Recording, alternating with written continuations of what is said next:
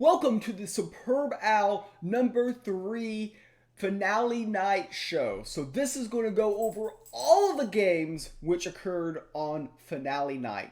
These two semifinal matches will be best of fives, must win with three different gods, and the finale match will be best of 7, must win with 4 different gods. Now, one thing to keep in mind, there is no third place game because FakeMews thinks those are stupid.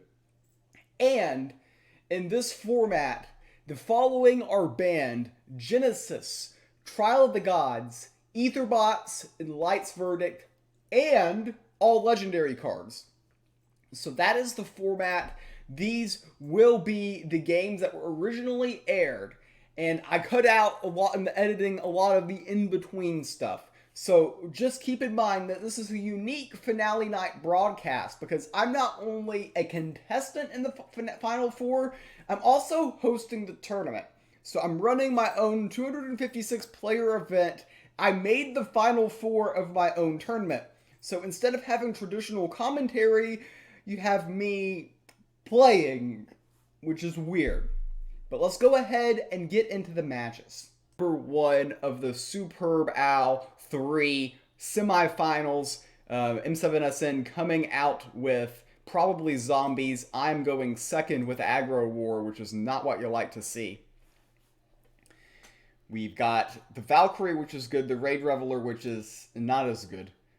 And let's see here. Not a very good mulligan here. The Spirit is good on 1. Keep the Valka's captain. Hoping for some Relic Hate in the Sanctum. And then hoping that we can actually win the race for the Relic Hate that's not in the Sanctum at the moment. So if he's got a Necroscepter here, we're in a lot of trouble.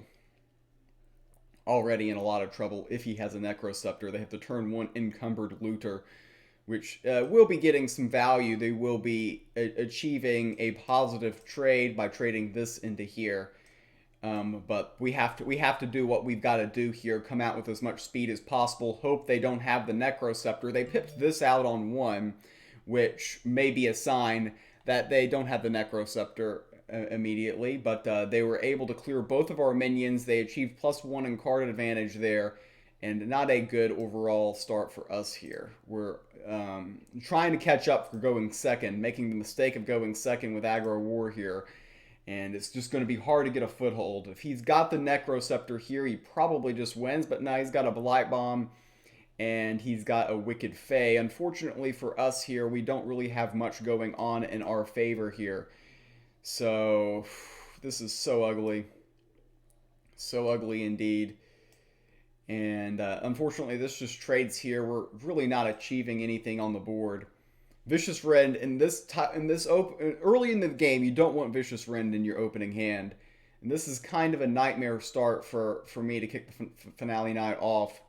Definitely not ideal. He has got basically the dream start from his position. Now we see him rope a little bit, plays the Necroscepter. Honestly, I can already concede game number 1 is not going to go my way. Pretty much the worst way you can possibly start a finale night is this exact way. I don't think there is a worse possible way to get started here. I mean, at this point we got a YOLO. This has Leech, so we kill it first. And yeah, we're just going to YOLO the situation here a tad bit. So this goes towards the face here. I don't want them to have anything on the board, so this play is going to look very weird. But we're able to actually remove this. And I made a play mistake, actually, because I could have done this, and I could have done this into this into this. But then I kind of realized at the end of my turn there that I could get this out there. Kind of desperate. Guild Enforcer wins for them here. A lot of different things win for them here, but Cursed Obelisk is certainly a problem. Here I just got to erase them. I killed the 1 minion to prevent them from trading and such. So that was something I accomplished. I guess accomplished, if you want to say accomplished, is something that I did there. Here I have the option. I'm going to go with the front line here. And we're just going to keep spamming the board, trying to apply as much pressure as possible. We either get there or we don't. Kind of a Hail Mary type of situation. Very, very low odds of us winning this game number 1, though. Such a bad start. Though you could say it was such a bad start, but now we are actually asking some questions here. Um, like he can double attack into here, here, into here. He goes up to 14, but we do have some damage and some pressure being represented on the board here. Uh, from a situation is kind of interesting. I was kind of commentating through this and kind of defeated, um, but now it's interesting. It's gone from completely hopeless to somewhat interesting, and he's going to be able to remove the that minion, and he can go face and generate 3 more extra zombies here. And one thing we got to keep in mind is Bifurcating Curse is just such a likely card for him to have. I can go face for 8, 10, 11. I'm 1 point off of lethal. I'm probably leaning toward the wind-up roller in the Sanctum, unless he has another trick here to remove another minion. We're probably not getting lethal here unless we top deck. Blade of Sticks is a lethal out. Another Goblet's Imp. Vicious Rend is lethal out. So we have outs. Another round. Let's see here. 3, 6, 9, 11, 14. That does get us there. So we will actually go on. I was conceding this game mentally. But we'll go ahead, take game number 1 here. I didn't play that game very well. I didn't play that game very well at all. Kind of got lucky to escape with a victory. I am playing Controlled Deception, and we will go ahead and see what M7SN is queued with. He's gone right back to the well, probably the same zombie deck that he played in game number 1 here. I'm going to go with Orpheo's Distraction because Thievery is just so bad against death. Of course, picking Orpheo's Distraction also does another thing. It hides the deck choice that I've made. It's not obvious that I am playing Control because I make the same choice with aggro, obviously.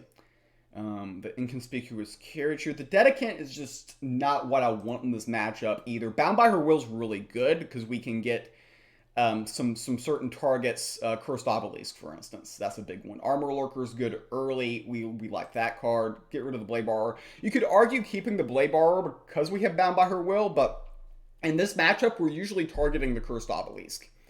So here, very easy option turn 1. Bam, get out the Armor Lurker. This should be going into here. Does he have the Necroceptor is going to be the first question of this match. We do not have a counterfeit yet, but there are counterfeits in this deck. So will he play the Necroceptor here? If he plays the Cursed Obelisk, we've got the Bound by Her Will for that minion.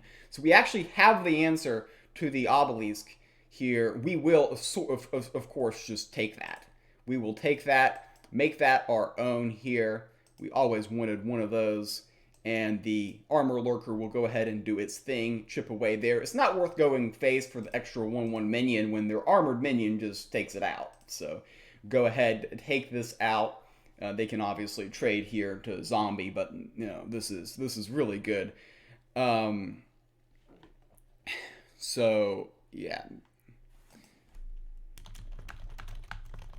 They have the Necroceptor. We don't have the answer to the Necroceptor, so that's good news for them.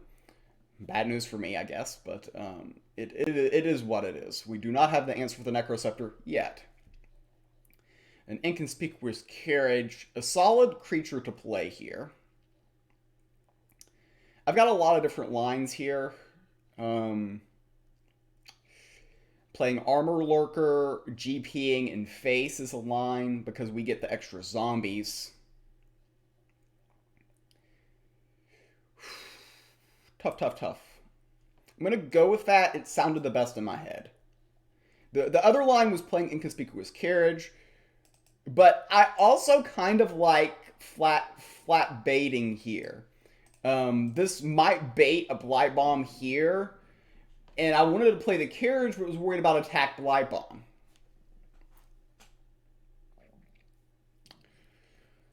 So that's one thing to keep in mind.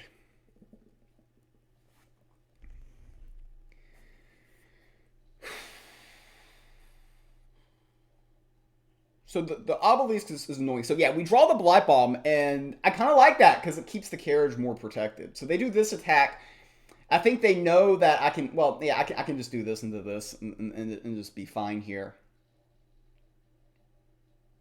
Okay, Guild Enforcer is just a solid minion. Is there a way for me to cycle the Sanctum? There's not.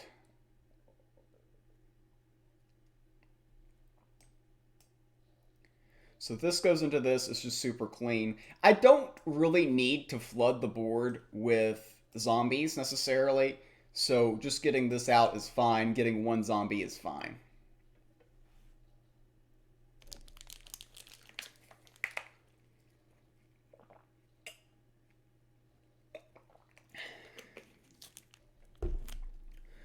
So they have the Guild Enforcer, which is indeed going to be annoying. I'm going to play Ludia's Dedicant, which could get us some advantage in the Sanctum. Creating another zombie doesn't really accomplish too much for us here. So I guess we both are going to be gaining some favor.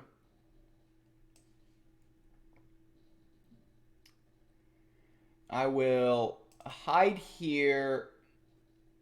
Okay, Nether Swarm Lord. This is kind of funny because I will have zombies. So, since I get a rebate from the obelisk, it's actually net neutral to just like trade and face here. And do I want to buy from the Sanctum? Nothing from the Sanctum is appetizing. So I'm going to let him buy first. Which might have been a mistake. Might have been a mistake. I mean, he can buy the Valka's Discovery, but what does that really do? So he has successfully spent all of his mana, which is what he wanted to do. The Stone Skin is going to be useful. A lot of options this turn. I don't have to commit to the Stone Skin here. So what I want to do is I want to kill this. Giving up Hunting Trap seems bad.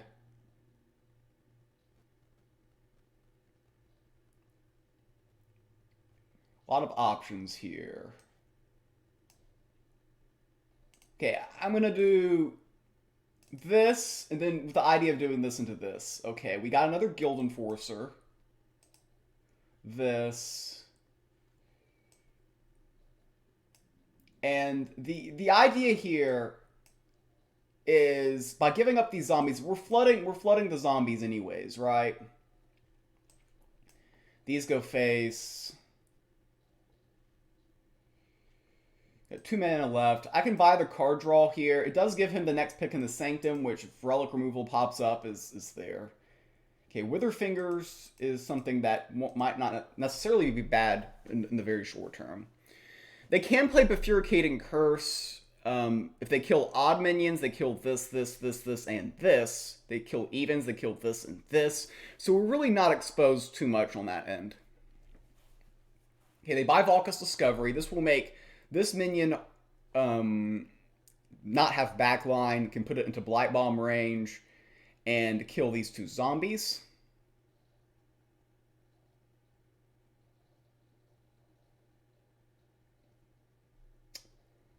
So he's unable to get to the obelisk here. He does successfully spend all of his mana. One thing to note. Okay, Umber Arrow here. We can't push lethal this turn. We can do 8, 9, 10. But we can play another Swarm here, which is just so tempting. Play another Swarm, make trade. I think that's the line here. Another Swarm here. We'll give up this one. Could argue that's incorrect, but they're always going to have a way to kill it. The Nether Swarm Lord getting the zombie buff and the card draw there is going to be useful.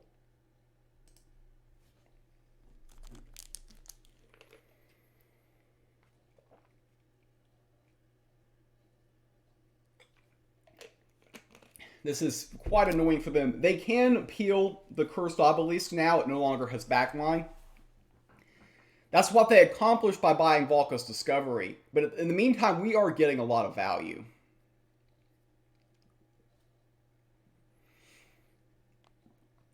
We have gone through 12 cards, have yet to see the counterfeit there. They've got the Ray Disintegration.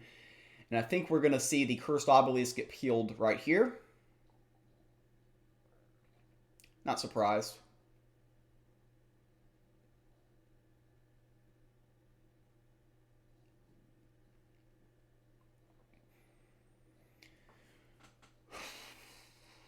No way for lethal next turn.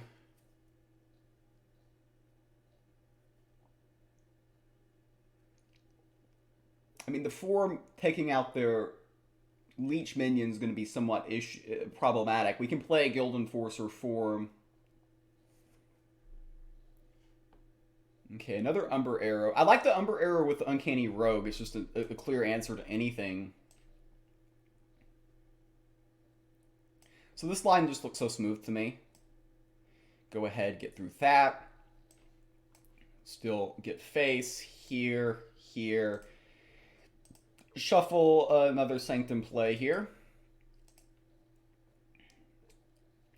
And next turn, we're actually threatening lethal. We've got double Umber Arrow, a potential Wither Fingers. We've got a lot of different lines we can take here. Okay, Cruel Overseer will kill 2 minions.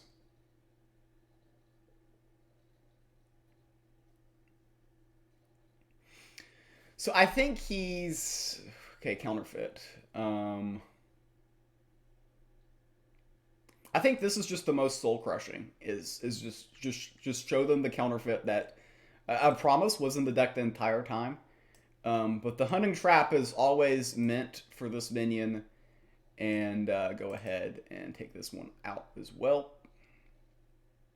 Now that's our Necroceptor.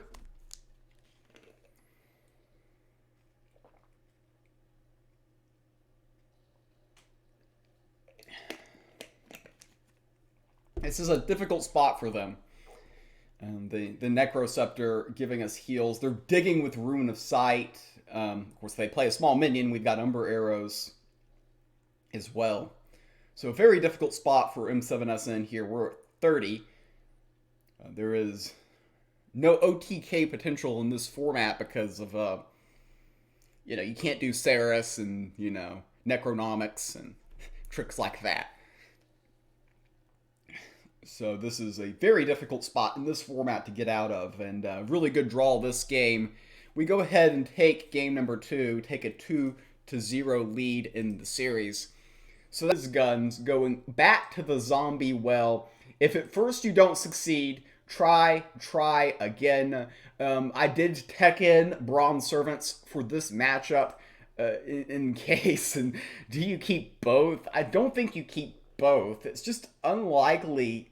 I mean, it does basically say Necroceptor doesn't exist if I keep both.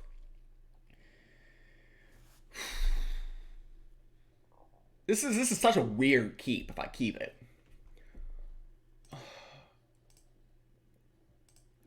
Yeah, maybe I was looking for like a bolt or something, but yeah, we're basically saying Necroceptor doesn't exist this game. And it's actually, it's to my advantage if he plays a Necroceptor next turn, because then I get to dump one of these from my hand. But he doesn't. Could possibly be aware I'm teched for this. Yeah, keeping the second one, in retrospect, looking back on it, looks a bit sus. I'm going to save the Blizzard Bolt for now. Just not worth killing this. Thinking about Shape Blast in the near future. Oh. I'm such an idiot. I didn't have this scene here. This is the problem of doing finals live. But anyways, turn number 1, he played Skeletal Hoplite. I kept 2 Bronze Servants in my opening hand, waiting on Necroceptor, which has not shown up here. Alright. So I need to chip away at this board here. We're taking some extra tidbits of damage. And I'm going to go ahead with this line here. We did go second in this game, as you can probably see. Sitting on the potential of a Necroscepter, but this is going to be problematic. This buffs the entire board. These are super annoying. This lives. And I can Shape Blast into Shape Blast. This is not a good start. Not a good start indeed. But we didn't have a good start in game number 1 either. Yeah, really looking dumb keeping both Bronze Servants. I think you only keep one in this matchup. You can't play against the double Necro. It's like nice to have, but you know, that was a stupid mulligan. Though granted, the rest of my mulligan didn't have that good cards of either, so it was kind of just an awkward mulligan situation. Yeah, they're gonna go as wide as possible, probably not anticipating the second of the Shape Blast, but we do indeed have it, of course. The Rune of Life to heal this is problematic. Yeah, don't like that at all. So they're getting a lot of damage in early. This just generates card draw, which is just super annoying. The Rune of Life there. Okay, the Unbound. I mean, obviously when we get to 7, that's going to be something we think about. But yeah, we have to play the second Shape Blast here. Nothing in the Sanctum's really good. We're probably going to end up purchasing the Ambitious Adventurer, but we're not going to be excited when we do that.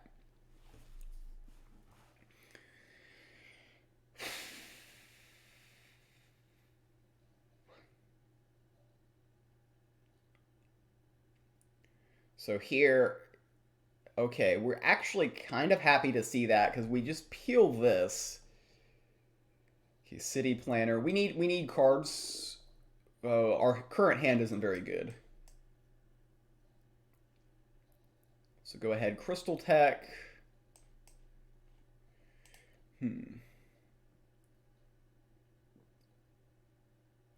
I was thinking about pipping into Crystal Tech, but it's just too slow. Because I just don't have a pip. I don't have the pip. If I had the Crystal Tech at the start of this turn, it would have made sense. So we just have to remove the Nether Swarm Lord. We're just taking way too much damage, though. If they have a big turn here, then there's probably just no way to crawl back into this. A Vampiric Skull, and that's probably going to be game. I don't have many ways to escape here. Yeah, we're one turn short of being able to play the Unbound.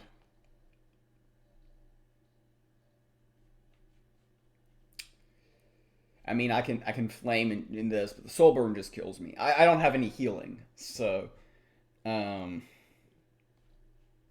this one's done. Rip, rip, rip.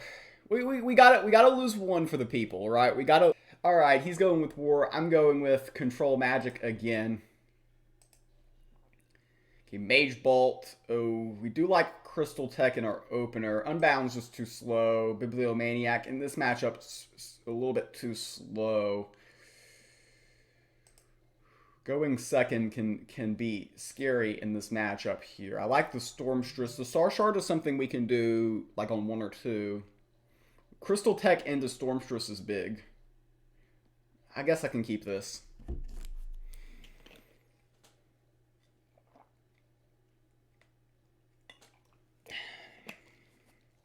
So I'm just assuming he's playing Aggro War.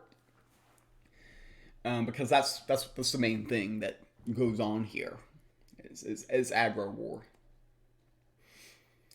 And we see the Axewoman open.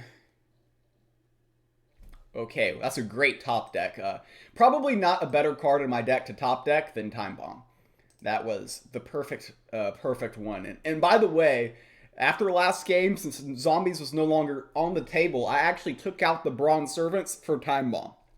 A little bit of inside information of what was going on between the matches. And we see Time Bomb being much better than what Bronze Servant would be in this situation. Of course, War actually does have relics to kill, so it's not a dead card.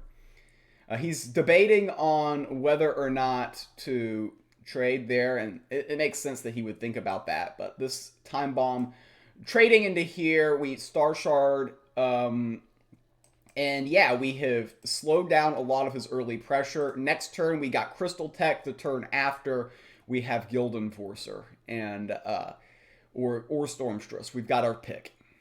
So that was big, slowing down War's early assault here.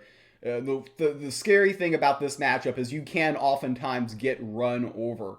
And that's what we're trying to prevent here. The Crystal Tech is key. We saw that in our mulligan. Crystal Tech into Guild Enforcer or Stormstress. Either way is very strong. Leyhorde has some merit next turn as well. So since they lead with Feral Shapeshifter, we're going to lead with Guild Enforcer. And we're not going to pip into the ramp. We'll get the ramp in when it's most convenient. So the reason why we play Guild Enforcer is if they do this attack and then, I don't know, play a Blade of Sticks and hit here, we got Stormstress to finish this off.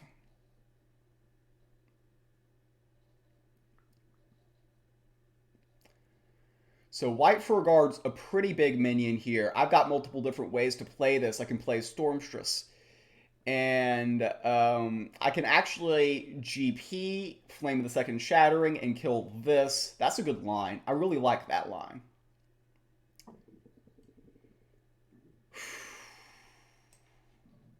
Really like that line.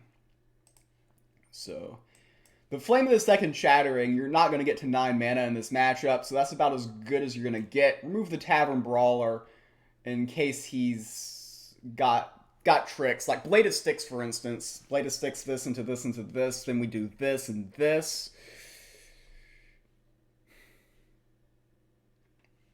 Okay, Slayer, we like seeing that.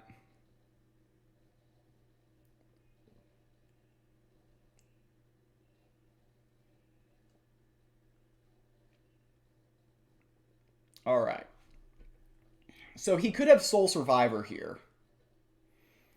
And the way to play around Soul Survivor is not by playing Stormstress. It's by playing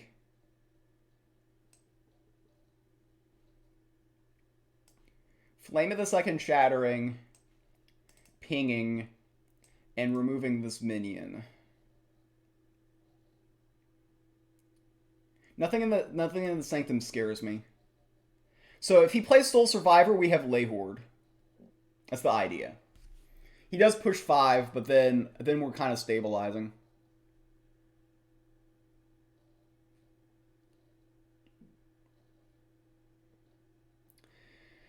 That's a very good top deck. No way to really sugarcoat that from my end. That's just dirty.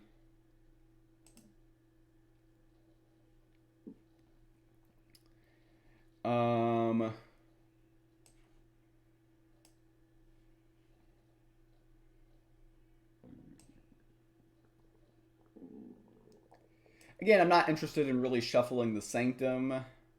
Maybe the Card Shark makes the most sense. We'll grab that to keep this a little bit reduced cost-wise.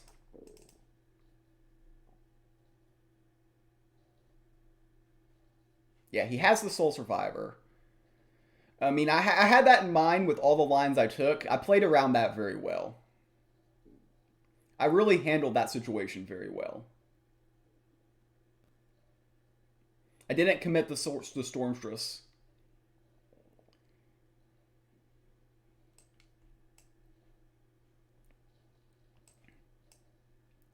So this takes this out. I'll do this. The 1/1 frontline protects against relics going face, and he just needs to push damage here. We're obviously, we gotta do some pressure because their deck has some reach. Okay, the Form of Power, they will peel probably the frontline one.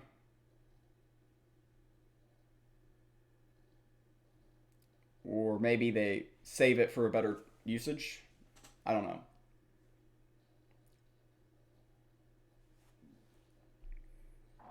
Okay, another Shape Blast. This is just the perfect time to play Stormstress, though. We get down Stormstress. We're going to clean their entire board. We do know that they have Form of Power, so they can peel this, but the Helion coming down the turn after is going to be problematic.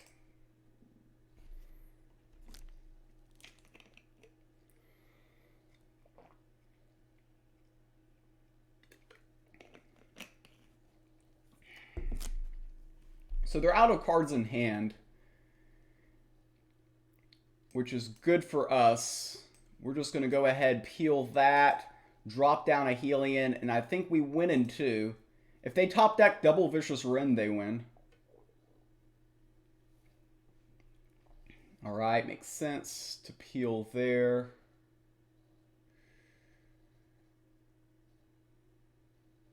So they buy the front line to basically buy themselves another turn. We get this Rune of Fire and the Sanctum appear.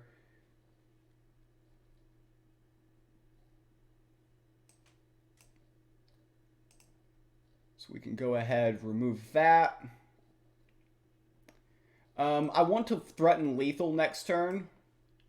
And Viking Longship doesn't wreck us. Second Soul Survivor, I guess, is bad, but...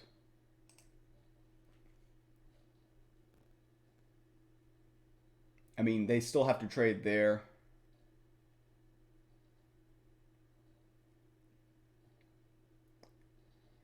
And we indeed have lethal this turn. Just want to go ahead, double check my math before I do something stupid. This attacks here.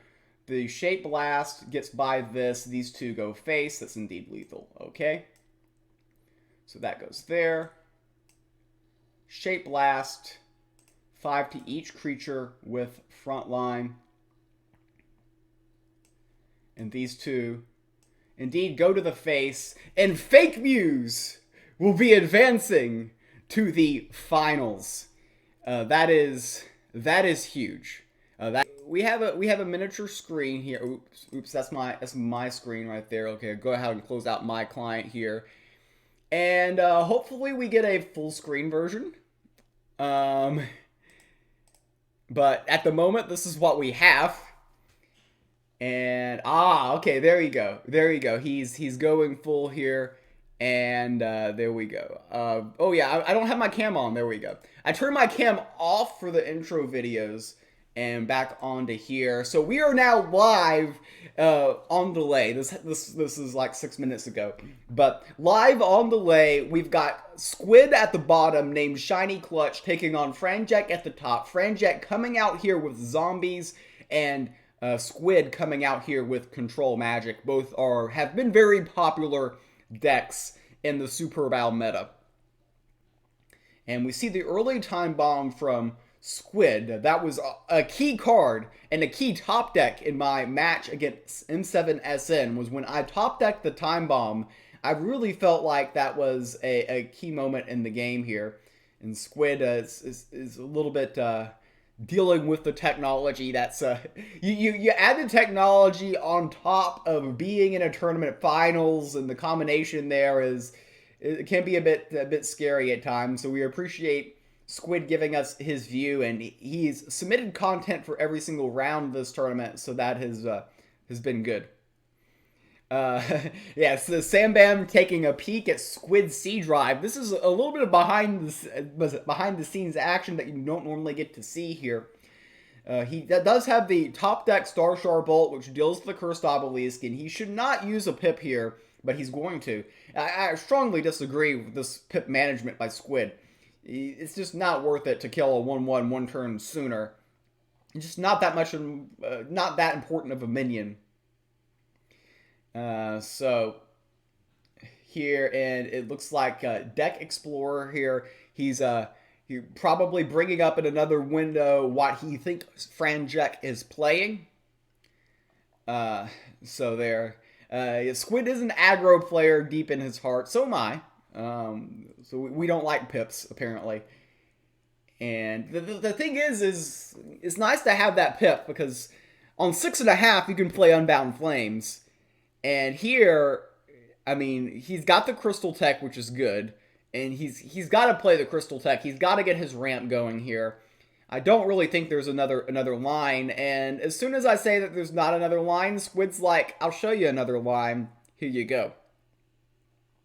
So playing defensively, I guess it makes sense because he can play both Crystal Techs next turn. So he can play Crystal Tech and Baby Crystal Tech next turn.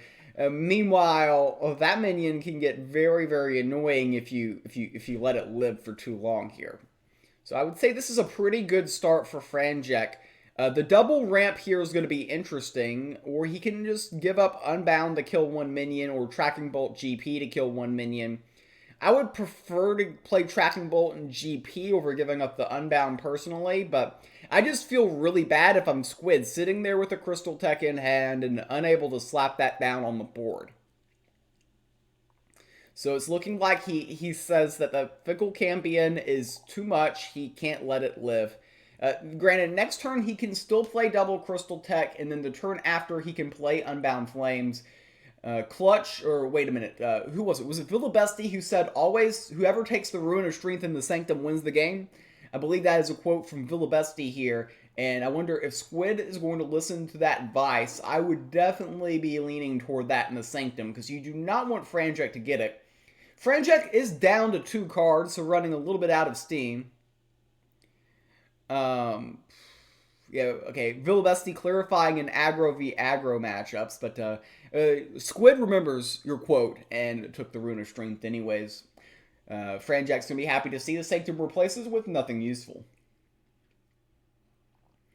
Now, does Franjak have like something like another Swarm Lord here, or any way to really expand the pressure? Because we know that Squid's gonna play Crystal Tech next turn, and the turn after probably gonna follow up with Unbound Flames.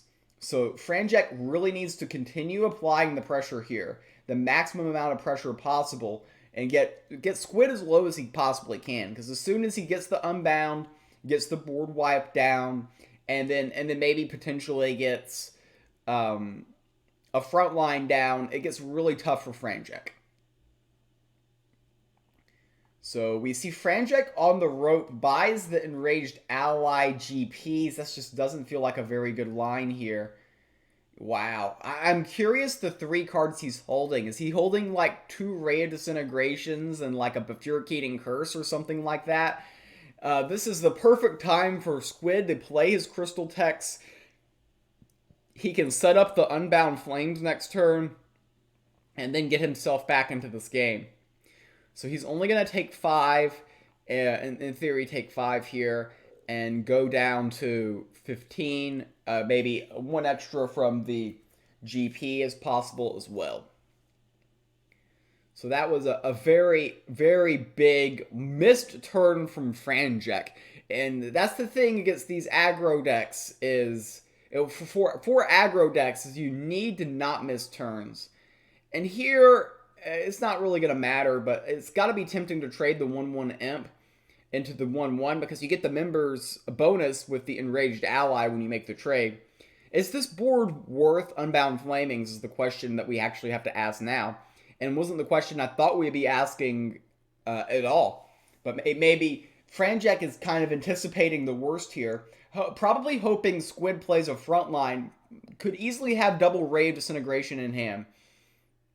But the Ruin of Strength, he could Ruin of Strength, hit the Enraged Ally, then use the GP, and in theory is kind of stopping everything up. Could toss the Time Bomb out there. He's going to go with this, which actually does suggest that he's going with the line that I just mentioned here. He can play Ruin of Strength, kill the Enraged Allies, what he's pointing at here, and then use his God Power to remove the 1/1 Imp, which would actually trade it very effectively into the 1/1 Crystal Tech. So let's see if he goes ahead and finishes this line. And again, if Franjek had traded the 1/1 last turn, he would have prevented this line from ever being a possibility. So I think here you just have to complete the line with the GP on the 1/1, which just definitely just makes some sense. So here, a lot of questions on what is Franjek holding in his hand. He has Squid down to 14, which feels close, but he's 14 clicks from the Soul Burn away from killing him. And when you put it that way, it sounds less close. We see the Decaying Rhino. And, okay, a Blight Bomb. He can go face. He can buy the Form of Power. Probably still baiting the Unbound Flames here.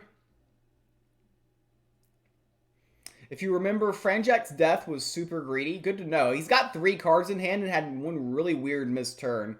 So that's something to consider here. A lot of options for Squid this turn. He can play Unbound on the Undying Rhino, which would indeed be a board wipe.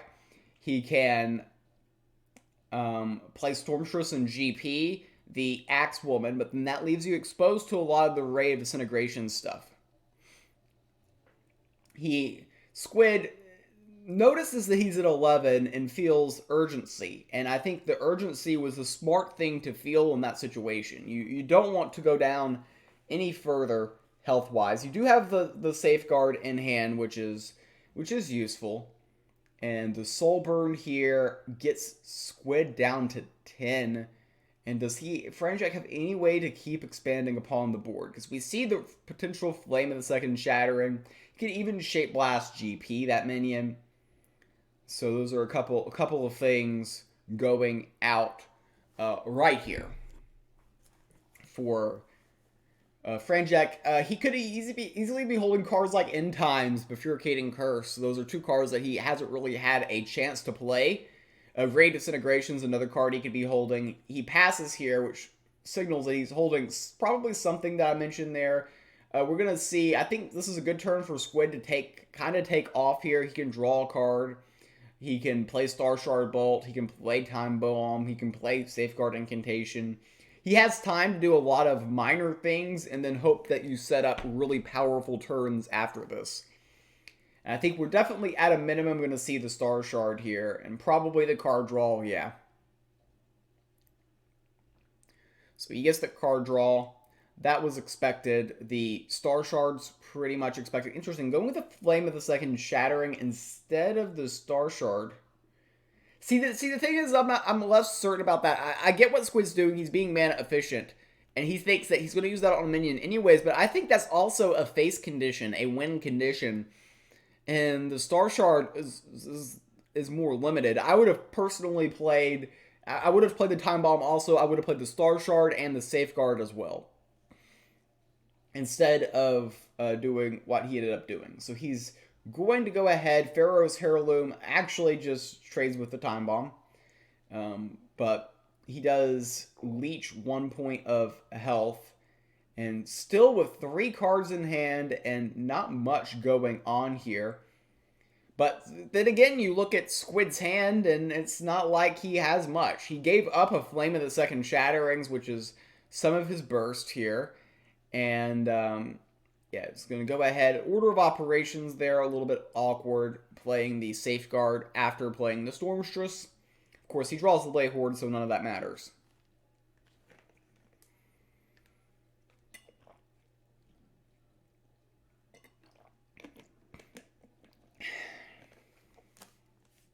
So Franjak here.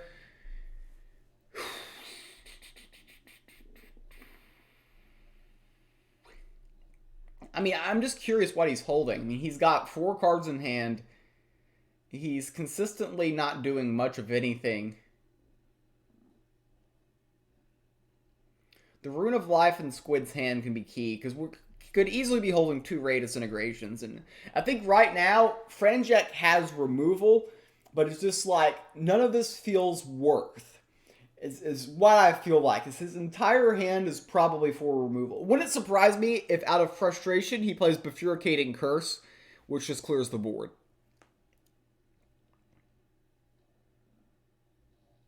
Yeah, that's not going to do much. Yeah, Curse Degree just doesn't have that many good targets in this matchup. So he did that with the main idea of just getting the Empower off. We can see the Stormstress come on the board. He can trade this Stormstress into the Cursed Obelisk and then potentially play, I don't know, something like Rune of Life here. So this actually does potentially give slightly more value to Bifurcating Curse next turn. The keyword is slightly. And does he feel the need? He might just go Lay Horde and go face, but you really got to be aware of Bifurcating Curse. It's just such a very likely card for Franjak to be holding here. One line is quite simply just Stormstress and then use the Rune of Life, and I mean, it's kind of is what it is. Yeah, it's interesting there. I disagree with what he did. If he's gonna play the Lay Horde, he needs to go face. The reason why he needs to go face there with the Stormstress is Bifurcating Curse is a board wipe there. So like the what was it the Cursed Obelisk actually posed no threat when you had Shape Blast in hand. So okay. Yeah, we see the Ray Disintegration. He has gotten a squid down to 6 here. But I don't know what other burst he can really have. I think you just play the City Planner and you're happy about things here. Though I am aware that City Planner still gets wrecked by Bifurcating Curse, but does he play Ray Disintegration last turn if he has the Curse? I don't know. End Times is another thing you got to be concerned about if you're Squid. But he can play Rune of Life here. It's just I think it's just awkward to do anything that's not playing the city planner. Meepo believes he has End Times, and I think Squid has been looking up the decks. So don't you 2 turns away from getting the members bonus. Wow, I disagree with this. I strongly that was bad. That was just bad. I strongly disagree with giving up the flame there without the members bonus when you're 2 turns away from getting the members bonus. Franjak gonna go 2 cards deeper into his deck. Now both of them are at 9.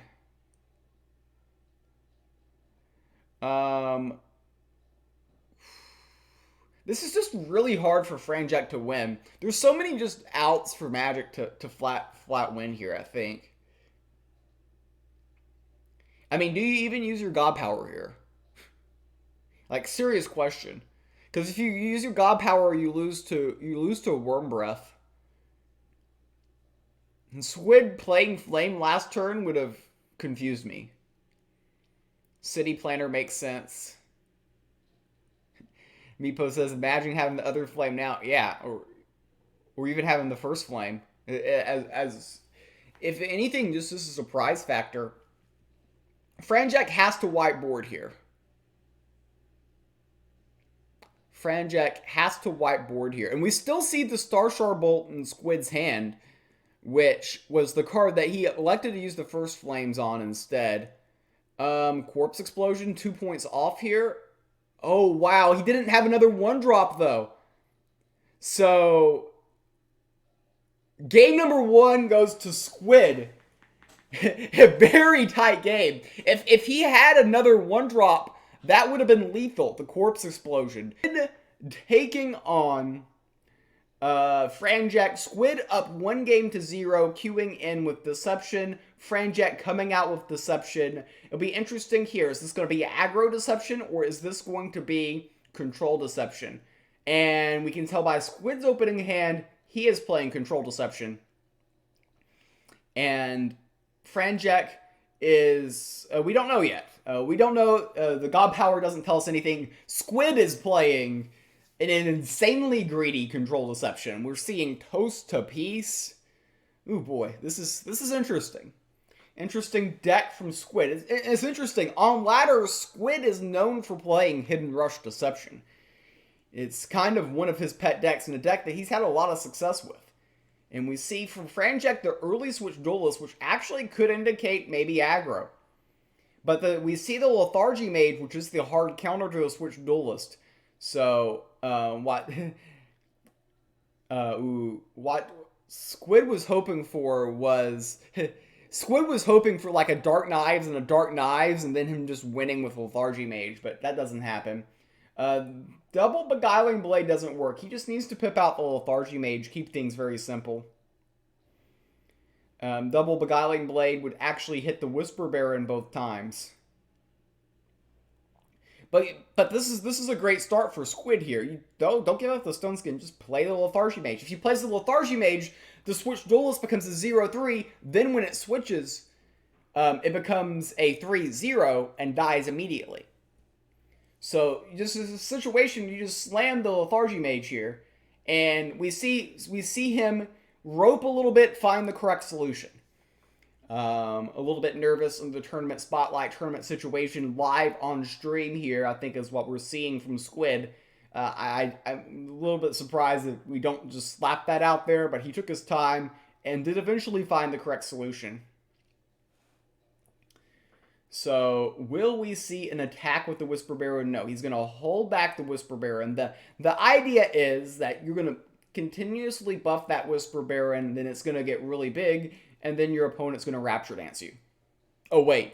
No, ideally he wants to go face, and then hide it, and then go face, and then hide it, and then go face, and then hide it. That's what he wants to do.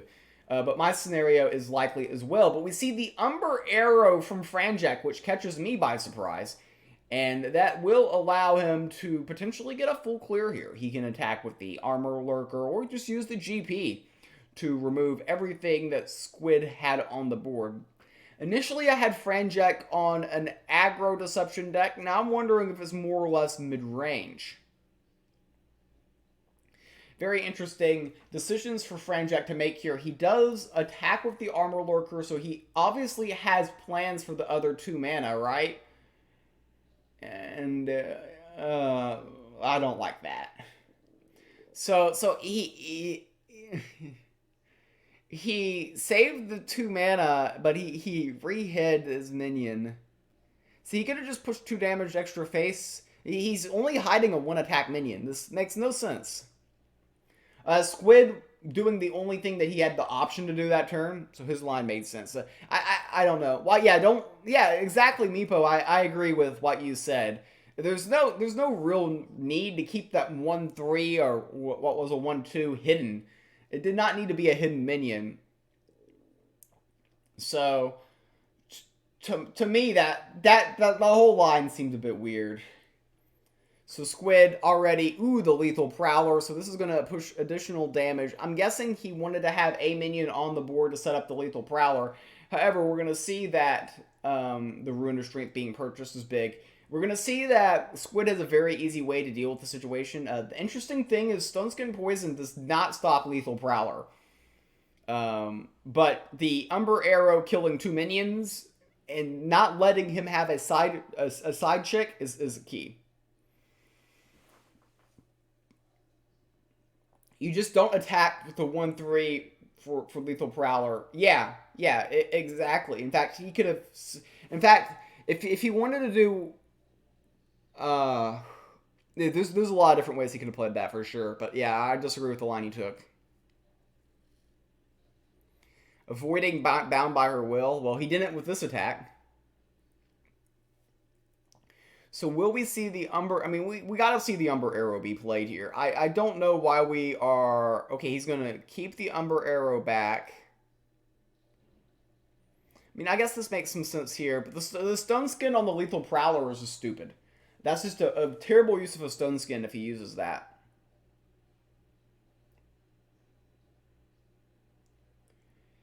And for Franjek... The ironic thing is it actually makes the Lethal Prowler harder to kill if you play Stun Skin on it. That's a key minion. And we don't really see a good answer here. He can Rapture Dance and then trade the Armor Lurker in. But we know Franjek has a Ruin of Strength in hand. So the Ruin of Strength in hand, he can play the Ruin of Strength onto the Bruiser. Oh boy, we see a disconnection here. Okay, I'm glad he didn't disconnect. Oh, he's back disconnected. Hopefully he comes back here. Because right now Franjek is winning. He plays the Ruin of Strength. He goes face for 8, hides his minion. And Franjek has a path toward victory. I'm going to go ahead and take a look at the Super Owl chat. Alright, hopefully it doesn't impact this game here. But Franjek looks to be disconnected, and he's absolutely winning here. The winning line here is playing the Rune of Strength onto the Sneaky Bruiser, going face for 8, hiding the Sneaky Bruiser. And I think Squid will live at 2, hypothetically, in time to play the Wither Fingers. But if Franjek has like literally anything, any other juice left in the system, it's just done. So he's back. Okay, it's good to see. Good to see Franjek is back here. He plays the Rune of Strength. This was the line that I was expecting from Franjek.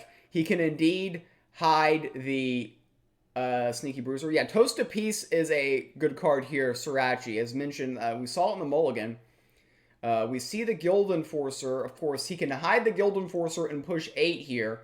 So there are cards that win for him. There's cards that win for Franjek here. Does he have any of them? Selfless Guildmate, Assassin's Aim, Dark Knives. Okay, the Stone Skin doesn't get it done. I don't know why Squid's saying GG, because it's not done yet. Oh, surprise delivery. That will do it. That will indeed do it. Because even though... Oh, wait, Toast of Peace saves! Wow! Toast of Peace saves Squid here. Yeah, it saves him. Because he doesn't die to the barrels. Why are you doing, Squid? You don't know. Don't play Wither Fingers. You lose to the GP. No, Squid. What are you doing? He dies to the GP. He had Toast of Peace took the perfect carol through the barrels. Instead, what he plays loses. Wow. Wow. That was a huge... I mean, I'm not saying that he wins the game. I'm not saying that Squid wins the game there. Because he's still at 2. It's still a tough situation. But he buys himself the time with the Toast of Peace. Those barrels come back to the hand. And the series is tied at 1 now. 3 games to 1. So this is the second semifinal matchups here. And we have Squid coming out with the Death and Franjek coming out with Nature. Interesting. Very interesting matchup here. So Franjek are trying to validate Nature, which is the 5th most popular god. Only ahead of Light in popularity. We see the Necroceptor. I don't know what Squid was doing hovering over the replace the Necroceptor button, but that's the dream card to have. Squid gets the Necroceptor in the hand. There is no relic removal in the Sanctum. So the question comes down to this. Does Franjek have relic removal in his hand? And that I do not know.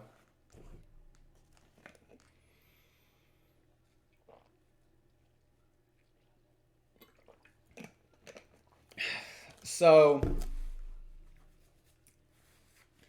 Squid has the option of playing Curse to Greed this turn, but that feels kind of bad. Wicked Fae's a line, but I actually think Wicked Fae kind of makes some sense, because if you can get 1 minion to stick next turn, you can play Necroceptor. You're fine if he does the trade and then GPs, effectively trading 3 mana for 2.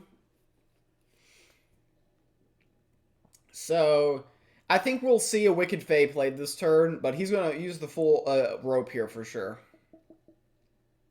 Yeah, that's probably correct. And I mean, you're not sad if he decides to trade then use GP.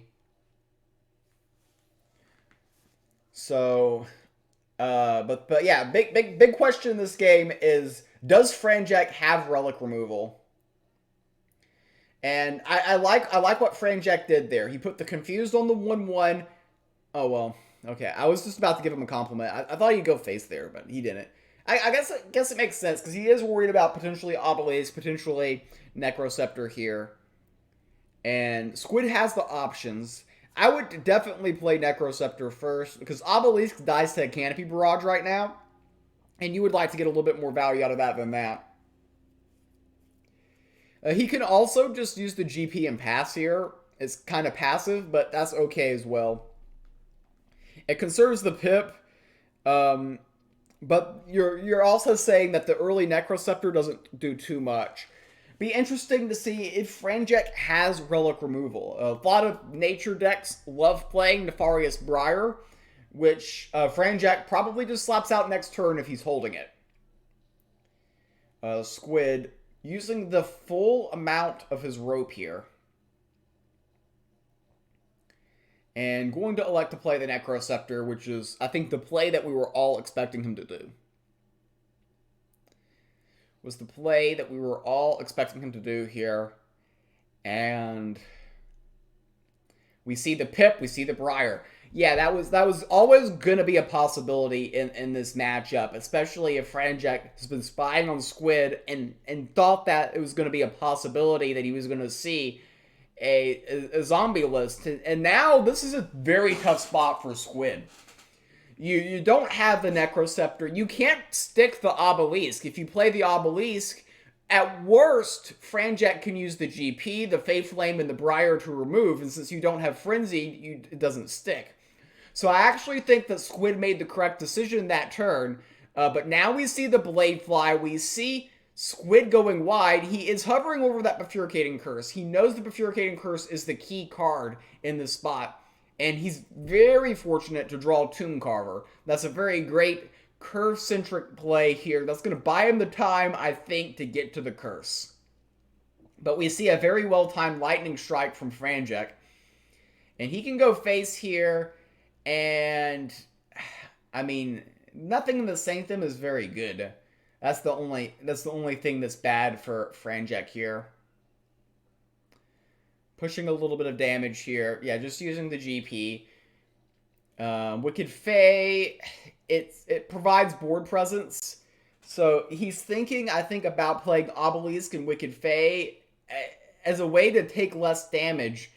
But what we might see here is we might see this bait the Wildfire. I'm guessing he's okay with baiting the Wildfire because he knows in his hand he has the Bifurcating Curse. Though this also can just be a situation where he just eats all of your minions and you just lost those 2 cards to effectively prevent 5-9 damage.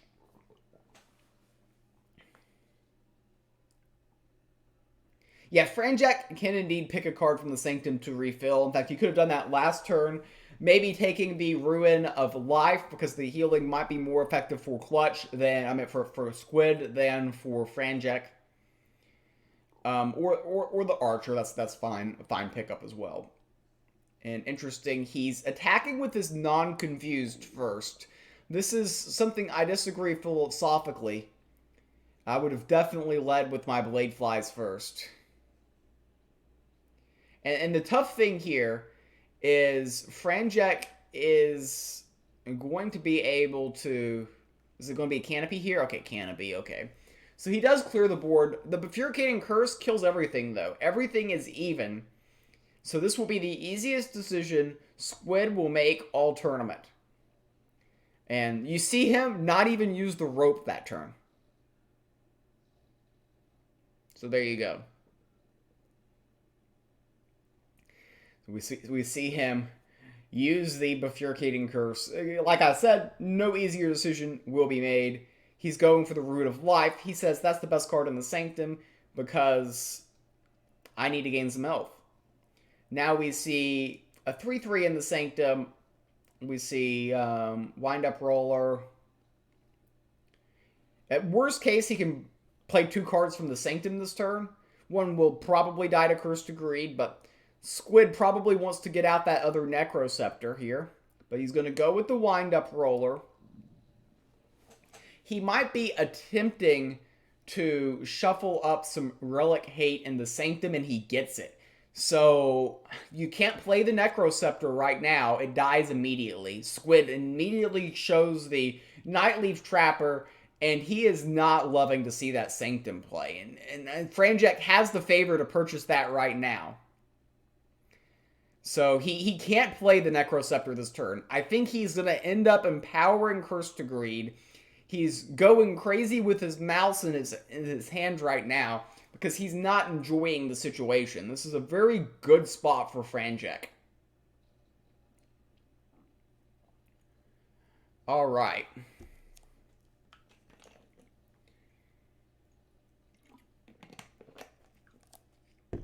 Yeah, I don't even know why he's hovering over the Necroceptor. You don't play the Necroscepter. It just sits in your hand. Empowering Curse Degree doesn't feel good, but I think it was the only move that turn for Squid. It's very unfortunate, though. And here, Franjek can buy the Nightleaf Trapper in the Sanctum and just keep it in his hand the entire game. This just offsets the Necroscepter in Squid's hand, which is a kind of an important card from Squid's point of view. But there's really nothing he can do about that at the moment. Now, does Franjek have another large minion? Like, if he has a Jolly Green Giant here, then that's going to be very awkward. A Jolly Green Giant, and Squid's position is really hard. A Guild Enforcer, very strong minion, very strong play there. And he's got an odd and an even out there. Even though we don't see Bifurcating Curse in hand, we do see the Overseer of Vitality, which is somewhat interesting. The unfortunate thing here is everything. I mean, I was going to say Sudden Bloom is a bit unfortunate here. It basically wins the game for Franjek. And we see the Sanctum come up with the Rune of Fire, and we know that Franjak's going to win the race for the Rune of Fire because he can get 6 favor by attacking next turn, and there's no way for Squid to prevent that from happening.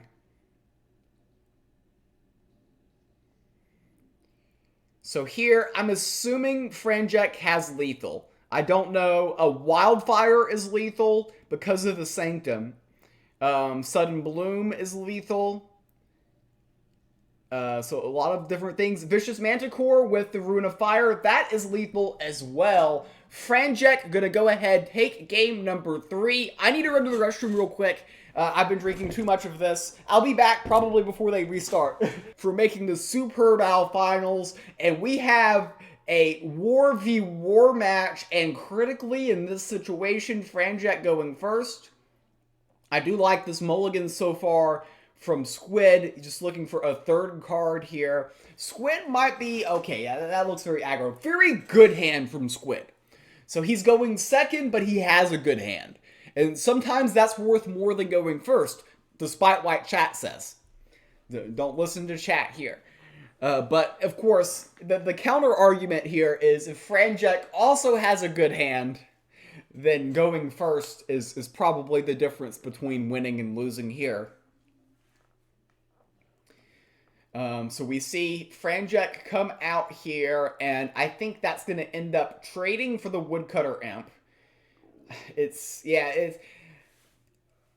the awkward thing is Squid wants to do, like, Trial Spirit and Valkyrie here, but because Franjek is going first, he gets a lot more value. So that's the exact going first advantage. Now he has to play a reactive, probably play the Imp here. But you're not really thrilled because you're not even getting positive value out of the Imp. You're just taking 2 additional damage and your opponent gets a relic. So it's a net positive for Franjek here. And if Squid had gone first, he would have played Trial Spirit and Valkyrie on 1. If he responded with Valky's Captain, you just trade the Trial Spirit into that, and you've made a profit, effectively. So that's my thoughts on the situation. We'll see Squid just living life on the rope. He's got a pip, and he's going to say, I see your Valka's Captain, I raise your Valka's Captain. Not what I would have done, but it's better than, I think, the Spirit Valkyrie line, which I think is what he wanted to play. So he ends up pipping Captain, looking in the mirror. Okay, you like seeing the Valkyrie? Ooh, I don't like where he applied that buff, and he gives up the relic. Ooh, critical misplay by Franjek has opened the door here for Squid. So this turn, he can give up the Imp, and yeah, he can just trade his 3/2 into yeah, this is just not good. So Squid basically can do whatever. He plays the Imp. He's going to kill 2 of the 3 minions on the board. Franjek is going all in a little bit too soon here, I think. And here, I think the Valkyrie makes sense. And yeah, trial. This makes sense. Yeah, this makes sense here. Order. Well, since he didn't kill the Valkyrie, the order wasn't very important. But yeah, I agree. I probably would have peeled the Valkyrie. I probably would have peeled the Valkyrie.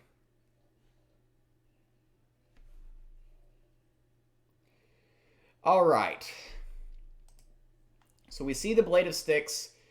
Franjek knows where the face is. This much is clear. This much is absolutely clear here. I think we're going to see the another round played. It's a little bit awkward from a mana efficiency standpoint, but I think you... Jeez, this is awkward. Going face makes sense there because you're buffing your minion in your hand and you're pushing 5. I think going face was probably optimal there, but it's just so hard there. Because I think you win the race with a red fume in hand, don't you? Okay, we see the Tavern Brawler. Okay, so yeah, this is going decently for Squid. Ooh, the fellow tracker's a big minion. And we can see Squid's hand had no answers until that top deck.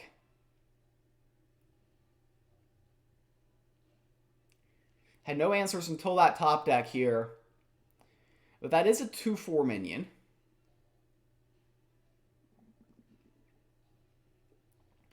Now,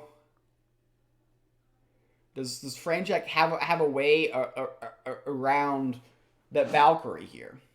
Okay, and the second Blade of Sticks.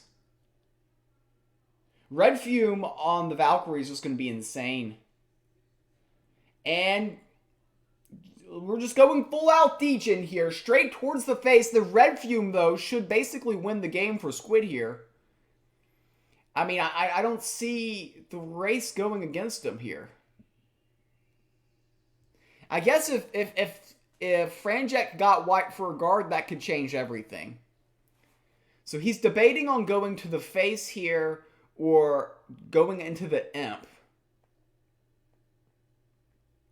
If he goes face, then he can't even go face with the imp because the face the following turn wins. So going face here is the play.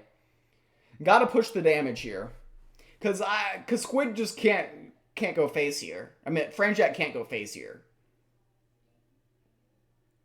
So Squid has to go face.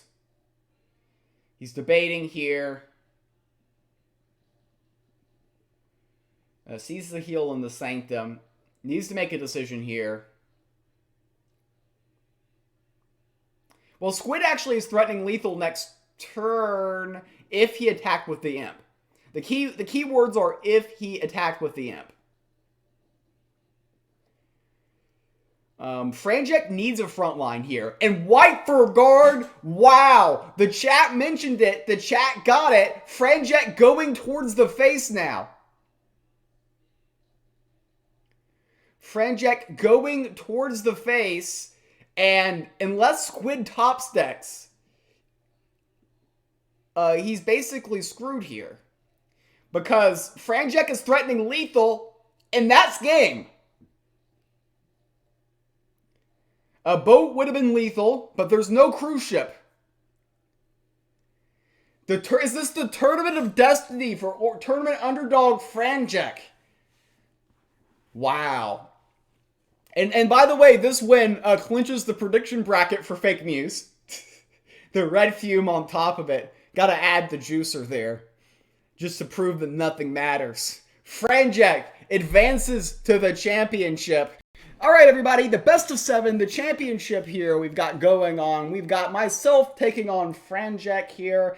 Game number 1 of a potential best of 7. Game number 1 of a potential 7. It is a best of 7. He is coming out with Deception. I'm playing Deception as well. He played Hidden Rush last game, which would be favored against me if that is indeed what he is playing right now. I am playing Control Deception, as you can see from the ridiculous mulligan there. And do have the Picture Pickpocket on 1, which is good. We're going first. That's good. Carriage is good. Blade Bar can help prevent us getting steamrolled early. Can be good. There's some people who hide this on this turn, but like if he wants to bound by her will this, then I'm actually happy. So we're not going to. All right. So we know they're holding a hunting trap. And they know, well, they don't know that we're holding a hunting trap. They know we could be holding a hunting trap. Okay, they play a Curious Wander Cats, which suggests they might be playing Control Deception. A lot of times against Deception, it's just hard to use Hunting Trap because a lot of their big minions are hidden. So I felt like since we had the opportunity, let's just use it. And we used their version of the Hunting Trap as well. They have an Armor Lurker. We have a Carriage. Nice and on curve, conserving our pip here. We don't know if they're aggro or control yet. I actually think they're control. We see the Hunting Trap. We see the Wander Cats. Suggests more or less control. So I like playing this here. And we can kill this and use all of our mana, which I do consider a success. And keep the second portion of the Blade Brigade back for other usage. You could argue playing Cutthroat there makes sense, but I decided to wait a bit there. Cutthroats are just a bit slow, and I think being the player that has initiative has some value too. Because right now it's just so awkward for him to play Cutthroat. I guess if he's holding a Rapture.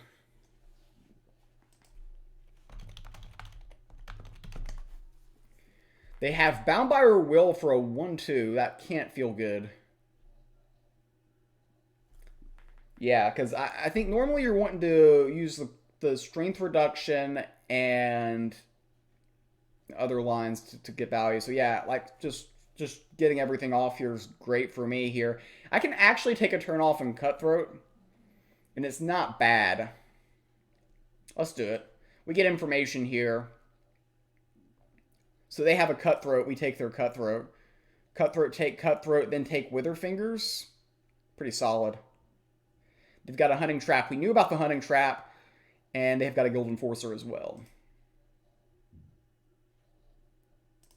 So we get the advantage of first Cutthroat, which is good.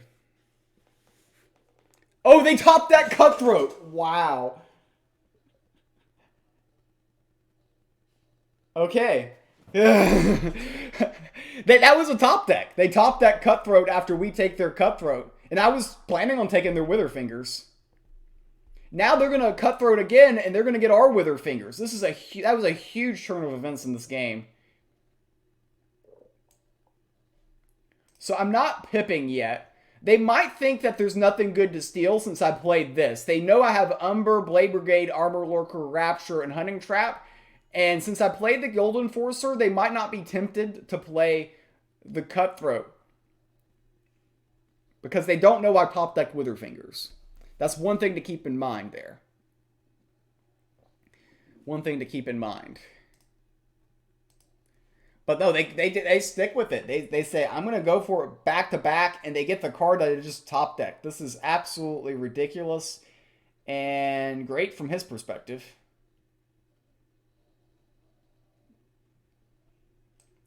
So we know that they have Witherfingers here.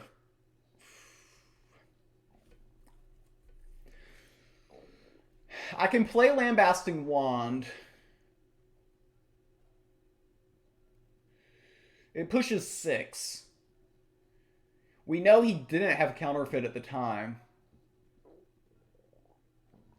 But I kind of like leaving this in the Sanctum for when I draw. I'm running a version that's running 2 Counterfeits. So I'm going to pick up the Rune of Fire and say that's the best card. And we're going to keep this Guild Enforcer hidden.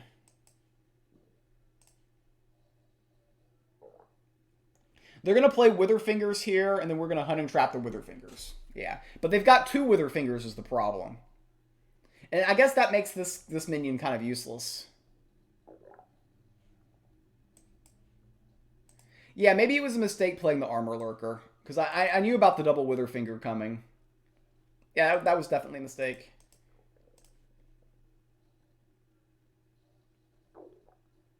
So he just slaps down the second one here.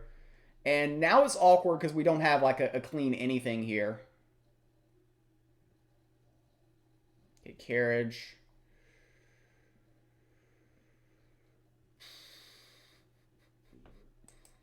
This is broom 4, so it just doesn't live long. So what I'm going to do is a very awkward line. I don't want him to just hide the wither fingers and push a lot of damage that way. So we're just dealing 4 to their wither fingers. And that way it will die.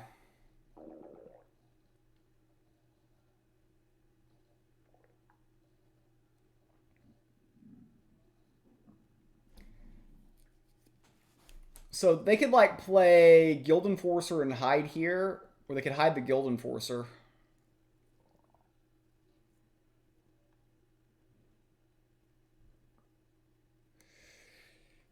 I didn't think it was necessary to keep this minion hidden, because I think it's more useful not hidden this turn. Because if they, like, attack face here, then there's, like, Umber Arrow lines with, like, this and this, potentially. Like, one thing he might do here is he might GP, face, Guild Enforcer, then we Blade Brigade, Umber Arrow here into here, here into here, here into here. And that kills the Guild Enforcer. Or we can just take the Guild Enforcer flat out, if they don't hide it. Yeah, they're probably going to hide it. Since they traded, they're going to hide it. Yeah, they're going to hide it. Okay, Cutthroat.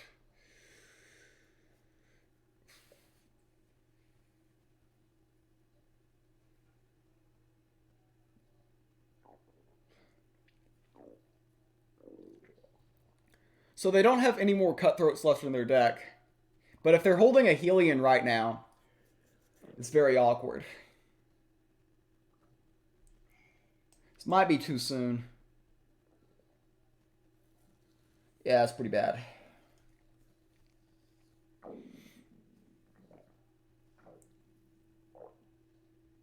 Like, the Looter, I think, is good because we Umber Arrow it.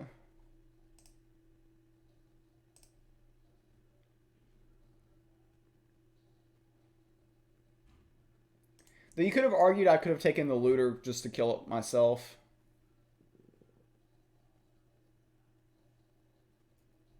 You should keep that guy hidden. Yeah.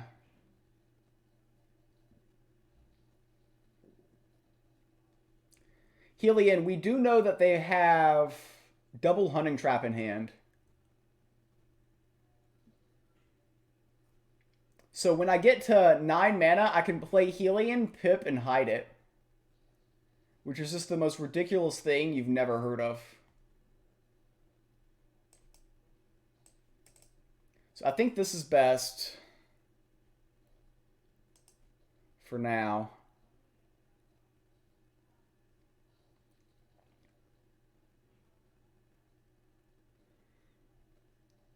I mean, with the double Hunting Trap, Helion is kind of exposed in a lot of lines.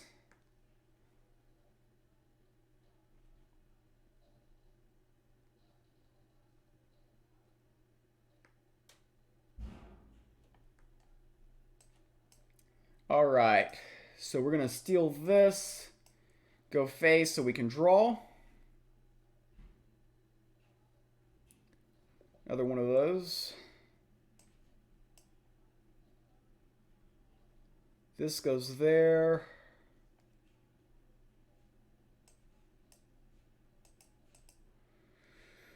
All right.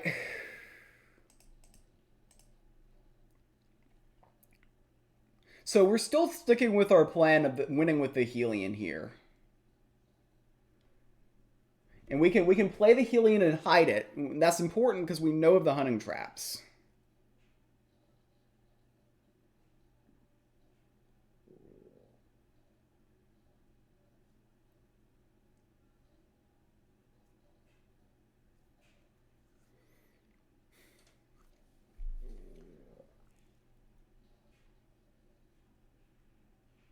Jeez, it's just so awkward right now. Can I get away with it? Because the lambasting is iffy for me.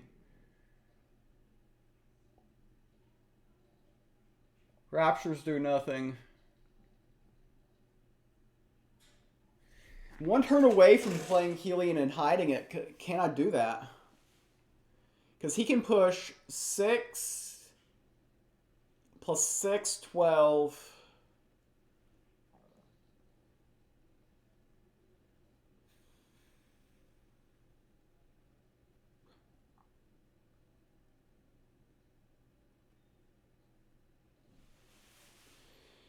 Ugh. Not a good spot for me.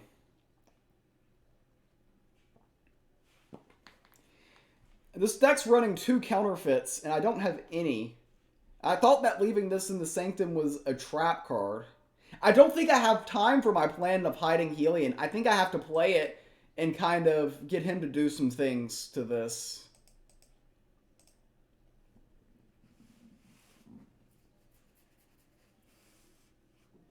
Because if he GPs here, then we can blade and take. We know he's got double hunting trap in hand, so he could attack and play 2 hunting traps on this.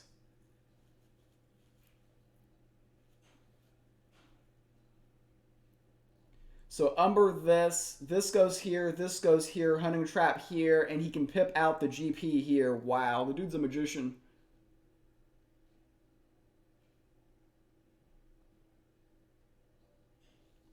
Yeah, that was a huge turn for him.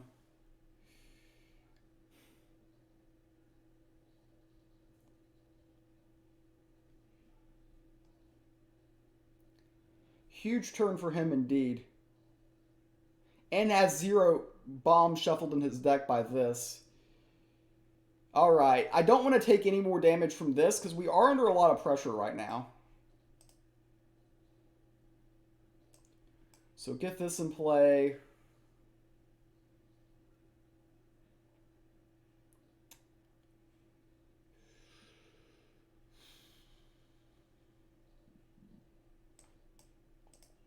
This doesn't matter. I just want to get these down to 1. So I like having a 0-1 on board for my Rapture. Kind of the idea here. And hide this.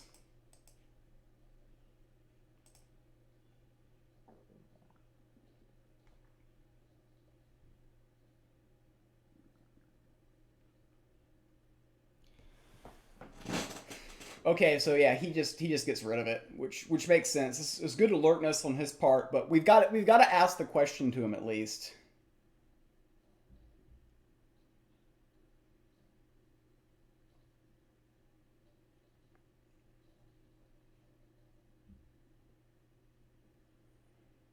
Got to at least ask the question.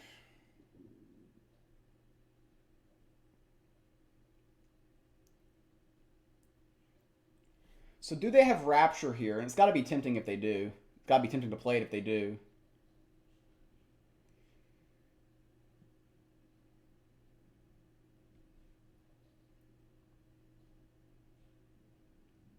Yeah, I'm pretty sure they have a Rapture here.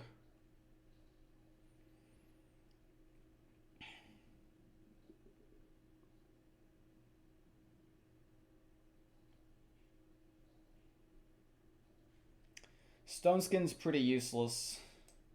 Got to get this off the board to clear out space in my hand. So this getting deadly is kind of pointless, but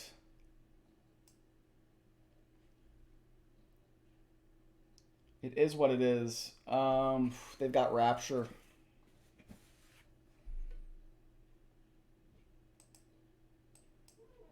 So I think this is right, and we don't play any more minions.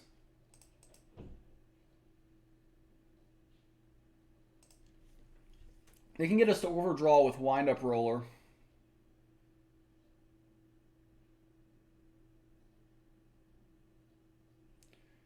We have 1 Wither Fingers left in our deck, and I think that's our last, like, legit win condition.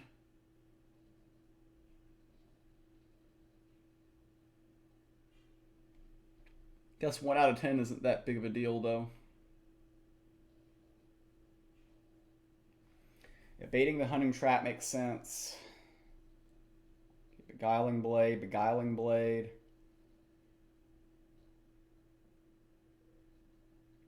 Figure he'll play both sides of that.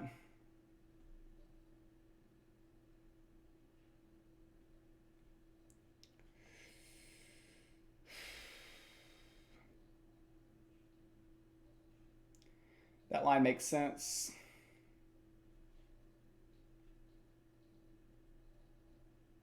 There's the Witherfinger top deck that we wanted.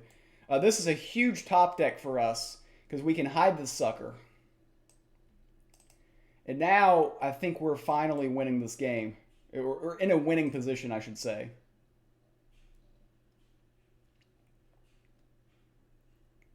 And we've got stat reductions and steals in hand, ready to go. We're not afraid of this because of Umber and Stone Skin. So that top deck Witherfingers might have been pretty big. They do have the Rapture. Rapture's big for them.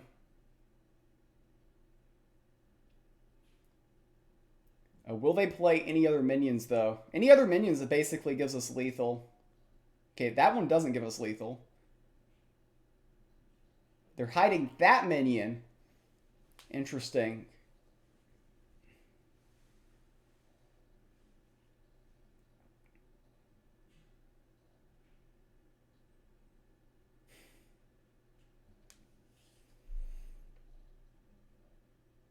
So it's not lethal. But no, we actually want this to live, because then that gives us lethal the following turn. I think this just takes away their outs. So go ahead with this,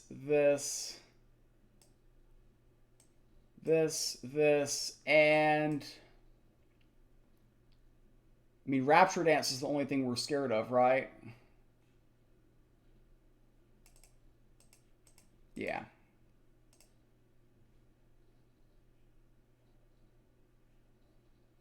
I guess Anti-Magic Expert and I lose. But not really expecting that. Okay, Wind Up Roller. They're on the dig here.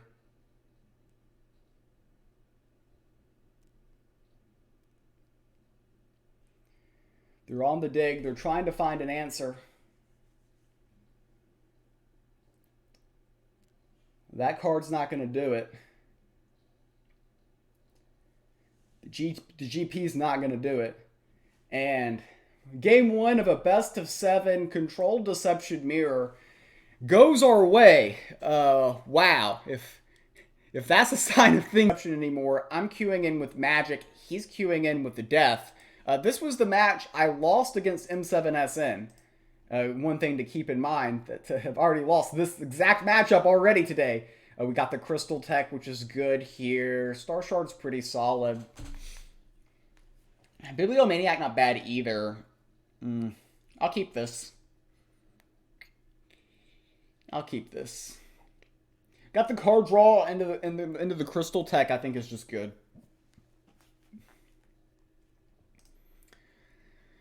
Passing on one.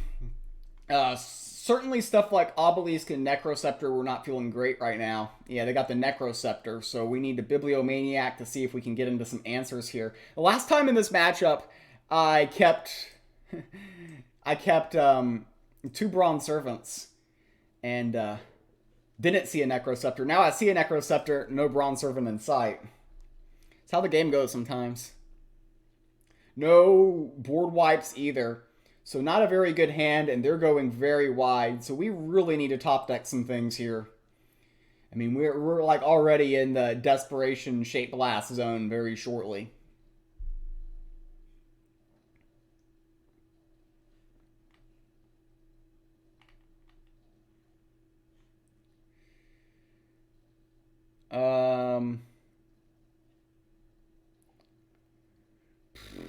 Unbounds, nothing.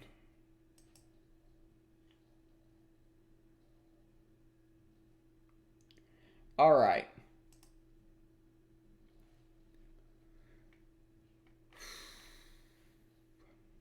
So this is a very bad start to this game.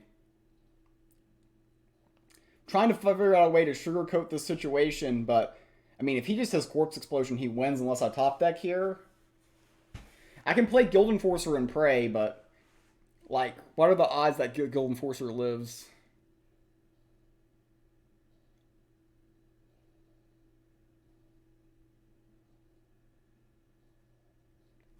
So here, this is desperation. I'm digging for Shape Blast.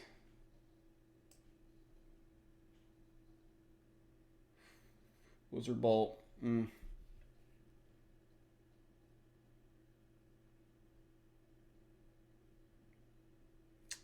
I don't...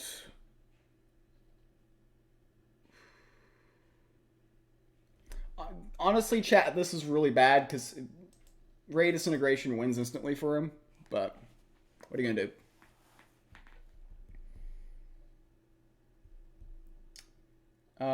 Okay, maybe his Blight Bomb, yeah, it's about as effective. It's just so hard there. It's just not a very good draw from our end. He can go face, pick up the Valve Champions in the Sanctum. Definitely the best card in the Sanctum. I don't know how we live here.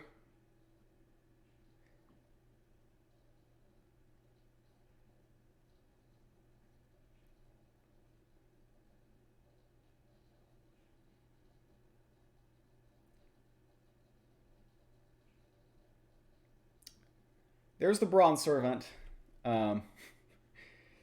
Yeah, that's not going to do us much of anything here. There's just no outs here. So game number 2, we'll go to Franjek. Tied at 1 apiece. This is a best of 7 series. So we still have a long time left to go here. And he's coming out with Nature. I'm coming out with Magic. Going second once more. By the way, this Diamond City Planner will be raffled off and will also be mulliganed away here. At the end of this stream, we see the Crystal Tech. Double Bolt here, I think, is pretty solid. We can Bolt on 1, maybe Bolt on 2. We don't want to get run over. I just assume that the late game is probably going to favor me here. It's my assumption. I mean, I don't know. It's just my assumption. But Double Broccoli is literally the perfect answer to what I kept in my opening hand. The Time Bomb actually makes some sense here. The logic behind the Time Bomb is if he double attacks here, one of the Broccolis die, we can fry the other one. If he leaves it here, okay, so the Axewoman trades, we Bolt. I think we Tracking instead of Blizzard. Blizzard can be used as a stall sometimes, though I think the lines are going to end up transposing. Shaped. Okay, we still Tracking here. Get rid of the Broccoli, because this dies in the Shape. We also got to be very aware of Wildfire potential. That can definitely be very, very, very annoying to deal with. We're happy to see them just use the GP, because now we can feel like we get away with Crystal Tech here. That being said, they could have Wildfire. Okay, they have Feral Shapeshifter.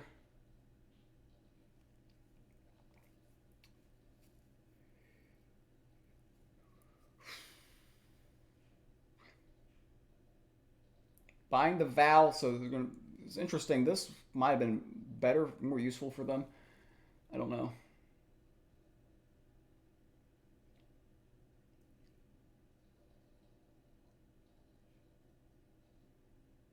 I think Shaped here makes sense.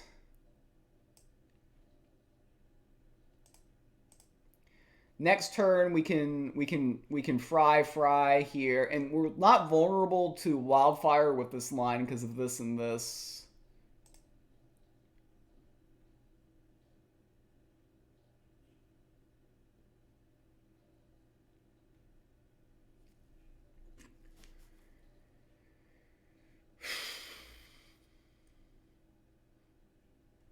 See, if they left the Sanctum free last turn, they could have bought this or had the option to buy this, which would have changed my line. I wouldn't have gone with what I did, but maybe this is what he wanted because he goes Jag Jag. Okay, Unbound.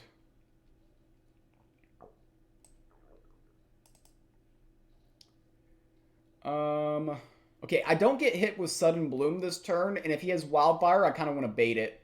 So I'm going to actually do this because we have Unbound now. We like to see the City Planner. The Bibliomaniac isn't bad. This card draw is something to do.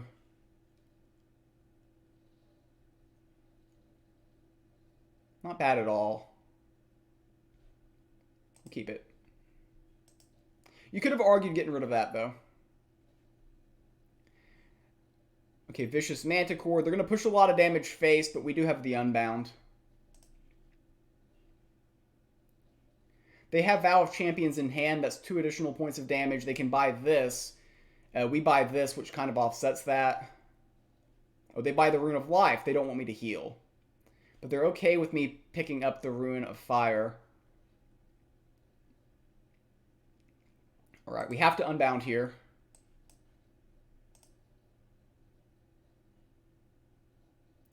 And that will get us to the Rune of Fire. We're at 5, though, so it's always nerve-wracking when you're at 5, especially when they got another Vicious Manticore. They could, like, in theory, Vicious Manticore Vow in one turn and we lose. That's a very good counter to what I just did. The City Planner line is very risky now. The thing is even if he kills the 2 Ramparts, he still has to hit confused attacks, right? I mean, I just don't have anything else to go for here.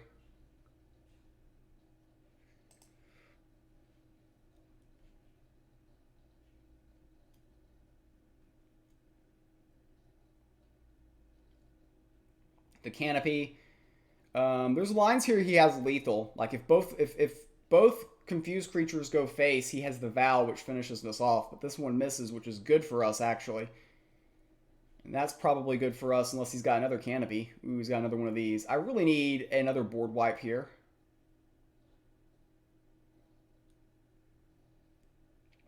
That's not it. Can look at the Shape Blast in the Sanctum. I mean, not the Card Shark, not Shape Blast. There's the Shape Blast. I think flooding the board and hoping confused creatures miss is a line here.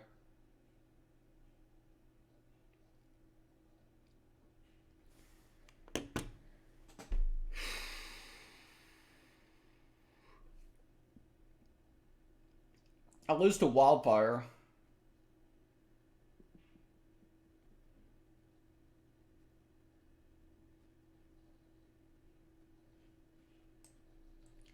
I think this is right.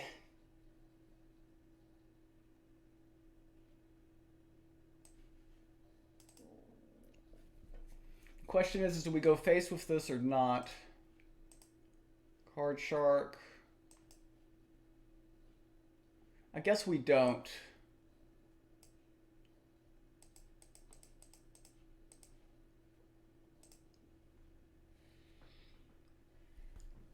The Archer can take this out, and if he hits face with 2, he wins because of the Vow in his hand.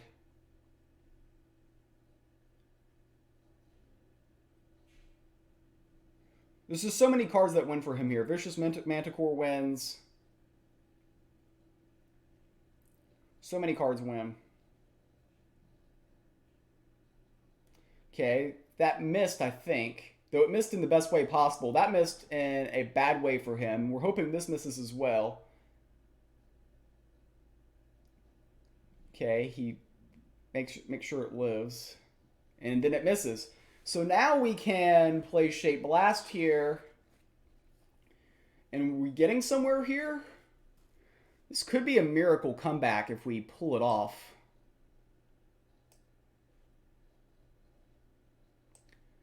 So, Shape Blast will indeed wipe the entire board.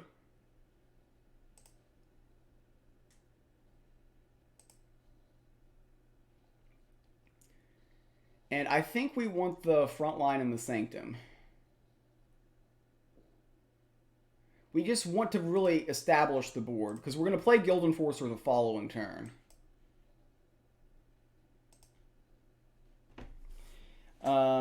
Vicious Manticore still wins for them here, though, because they've got the Vow. They get the overkill.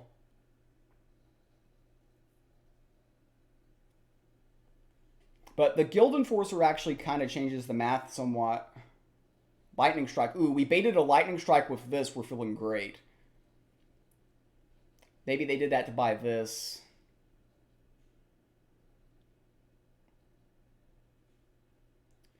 Alright, there's a Rune of Strength in the Sanctum.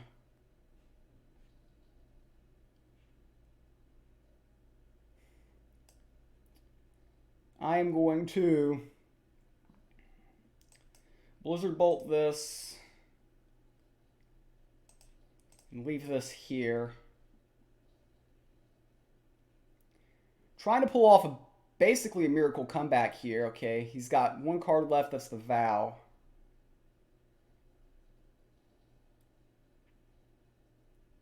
Again, Vow face plus Vicious Manticore equals GG's, unfortunately, at any moment.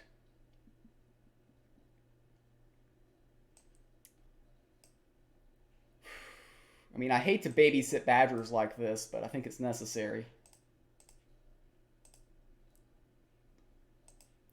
Because another answer to this is actually lethal.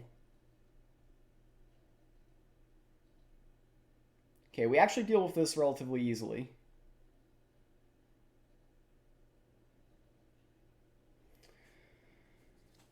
Alright, Crystal Tech.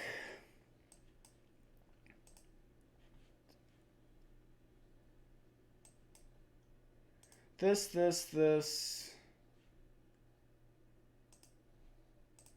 Get the Ruin of Strength.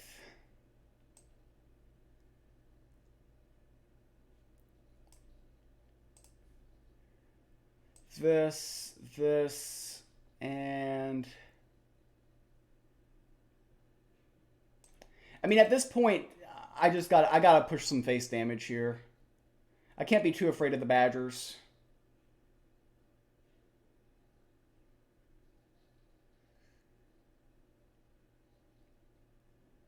Okay, Wildfire.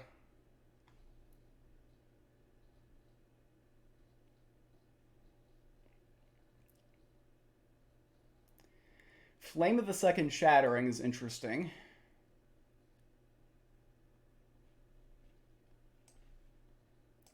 So I can set up lethal for next turn.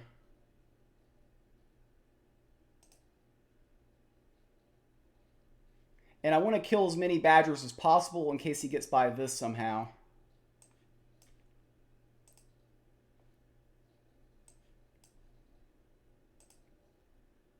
So Flame next turn with this represents lethal.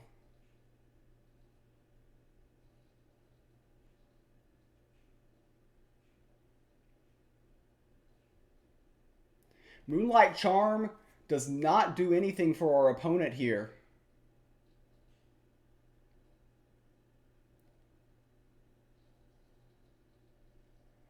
And we will win this game unless he plays the Vow right now. Though the Worm Breath to the face might have baited him. Wow, he feels the need to play the Vow and he's correct. Huge decision there by him. But the City Planner is pretty big too.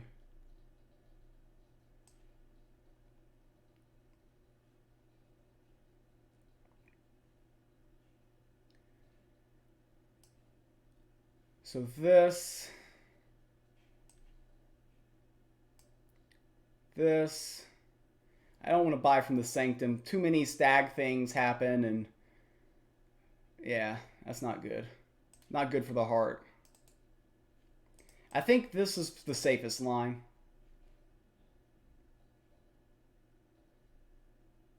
Healing for 4 did buy him 1 turn, but does he have a way through this board state?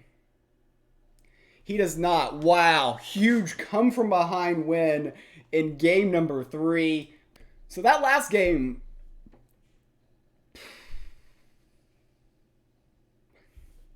was huge for them. They've got Deception into my death deck. I think this God Power in this matchup makes the most sense. I don't like Ray in this matchup particularly. I don't know if he's control or what he is. He could be Hidden Rush here. He's actually played both today.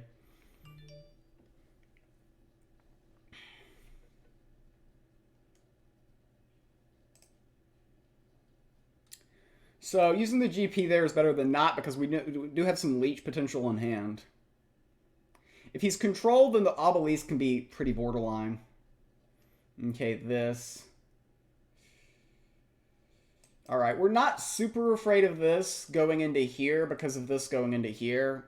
It is what it is.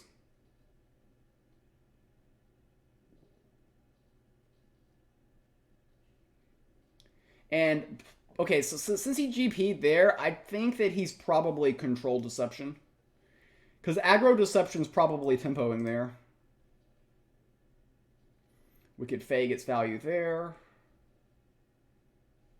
Yeah, we'll hit the button. Hit the button still.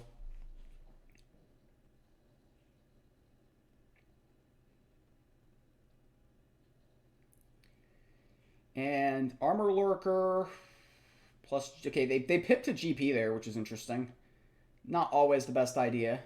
But they only have one more pip for the rest of this one. So the question here is, do I want to go big? Do I want to go tall? Or do I want to go wide? I think since we can't Rapture here, I probably want to go wide. So get out the obelisk while we can. The thing that I am worried about is if they've got Bound by Her Will, it's just such a high value play to steal it. But I think we get to it if they have it. Of course, if they have Hunting Trap, then the Cane Rhino looks stupid. So there's things that always look stupid, regardless of what you do. Wow. The full board clear here for our opponent. Do I have to use the Ray to kill this? Oh, it feels so bad.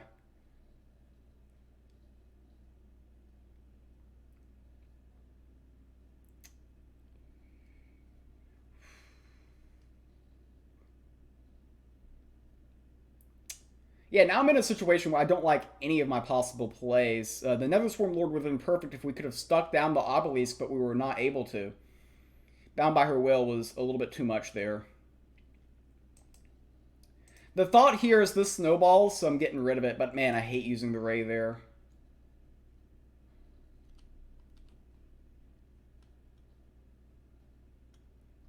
Now it's really hard for us to, I think, have a pathway to victory. Very good anti-death counter here by my opponent.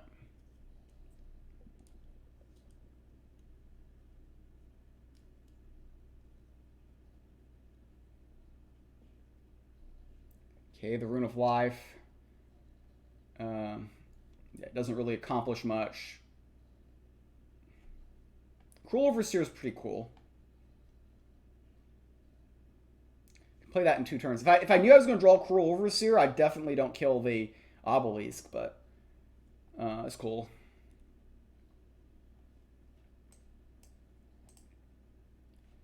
Get out the Decaying Rhino. I'm pretty sure this just gets killed.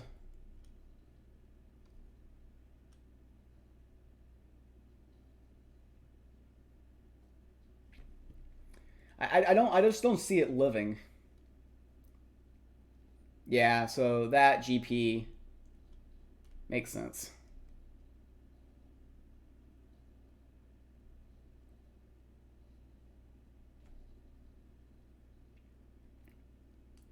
Tomb Carver. I feel like I need to draw cards.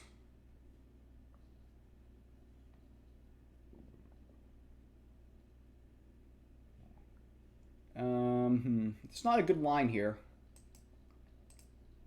Playing this for the card draw. We've got this coming out next turn. Vampiric Skull into like nothing.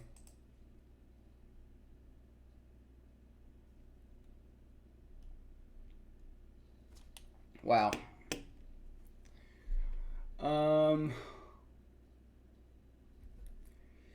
Yeah, he could, this is so tempting for him to cutthroat here, I would assume. Ooh, is he just going to take it? Yeah, Bound by Her Will on that. Oh, he's just going to put it down to 0? I guess that makes sense. He can double attack and then GP. But we did prevent 4 damage, and the Overseer is still going to wipe their board and gain a lot of favor. We buy the Ruin.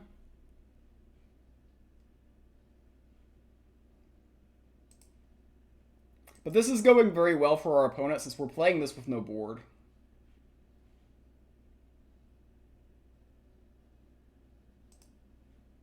Go ahead and get the Rune of Strength here.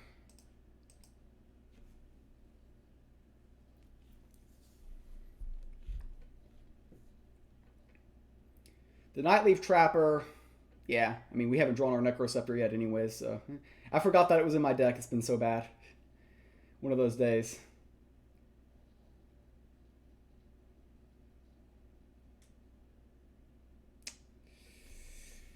Um, I think that buffing this is risky, but it's the right line.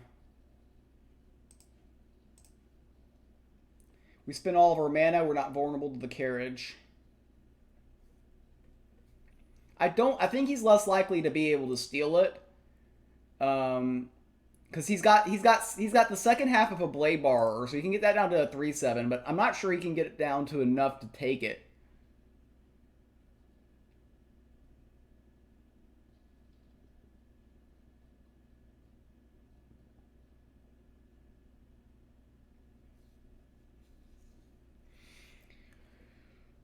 But this is somewhat awkward. I think he might reduce it down to a 3/7. Okay, another carriage. And hide and push. Okay, that makes sense.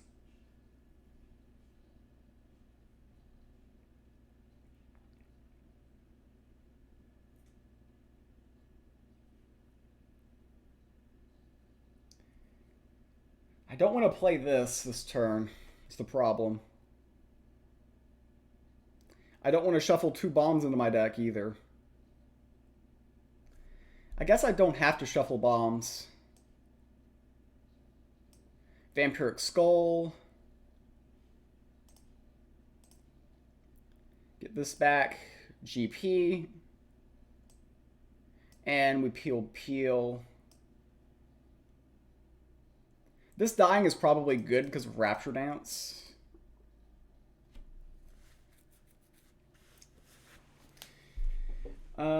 All right. Well, we're at least asking some questions. I think the answer is going to get answered with Wither Fingers here, and Wither Fingers I think just wins for him because we don't have Ray Disintegration. We used it on an Obelisk, which looks to be questionable now. Of course, we've taken a lot of chip damage this game, anyways, so it's iffy. Okay, Umber Arrow. Chipping away there.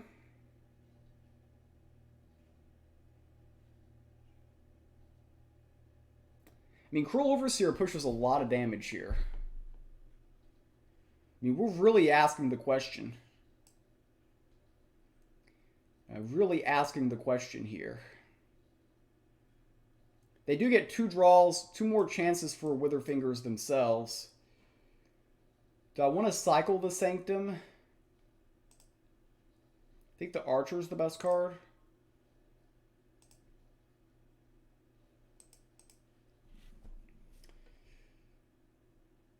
Yeah, so they either have Wither Fingers or they need to do something about this board. They have to kill 2 minions or Wither Fingers here.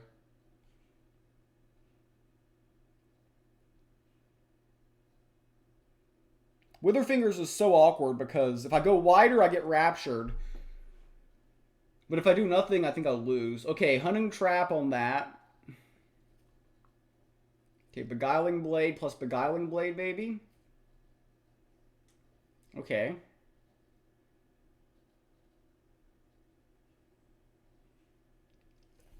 Oh, I think I have lethal here, chat. Oh, this is so pretty. This is so pretty, chat. This is so pretty.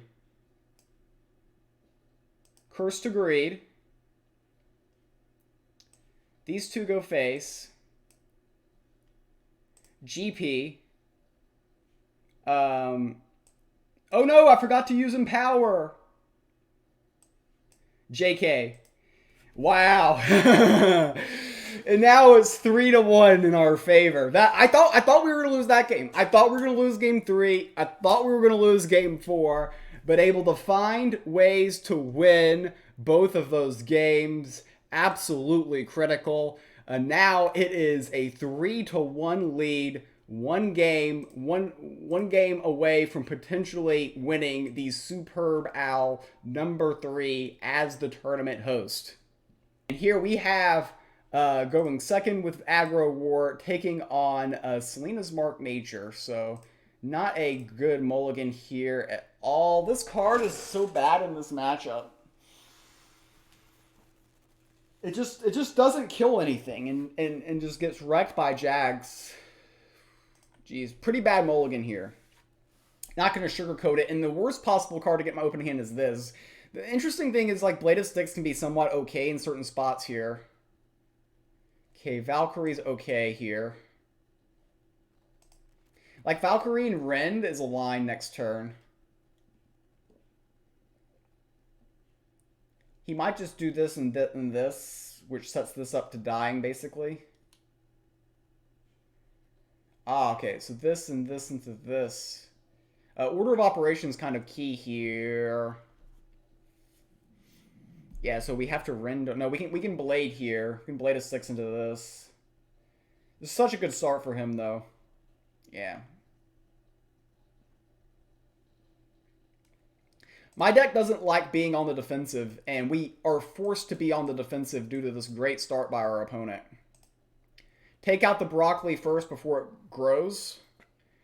A Vicious Rend's one of the worst cards I could have in hand, and Moonlight Charm is very strong.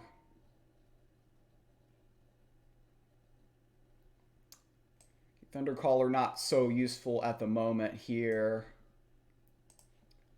Really only one line that I can take is in this one.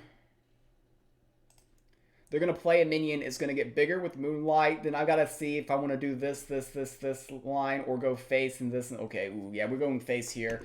We've got to hope that the Blade Flies are actually secret double agents that are actually on our side today. I believe in the Blade Flies. Another round's interesting. Loses to Lightning Strike immediately, though. Mana efficient, though.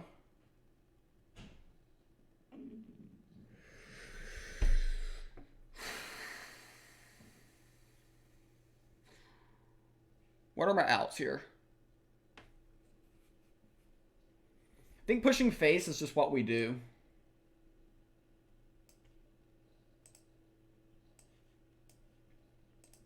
We buff something in hand. The Blade Fly was a really strong turn for them last turn. That was really strong.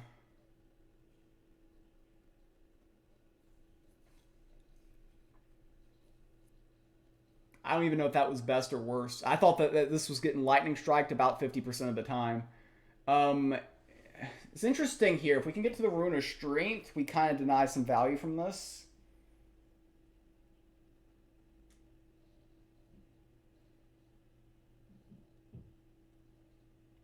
So you have Canopy here. Oh, Vicious Manticore. Yeah, that can force the trade. He probably should have attacked with this first to see if he could have GP'd there, but, I mean, does any of this matter? Probably not.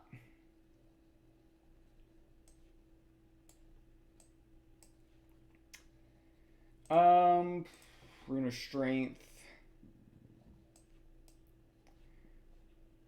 Yeah, this is tough. It's tough here. There's no way to sugarcoat this. It's just difficult. So, like, hypothetically, this goes face, or, like, hits here. We can do this, and Vicious Rend here into here. Hypothetically.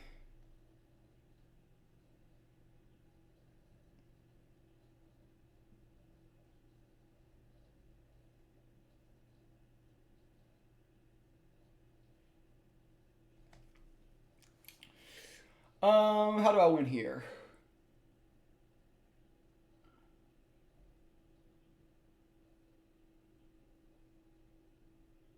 I think the truth is I don't, but when this attacks here, I can always rend here. I need a Rune of Strength to push more damage. So I'm just going to assume he doesn't have removal to kill this, which is probably an optimistic assumption.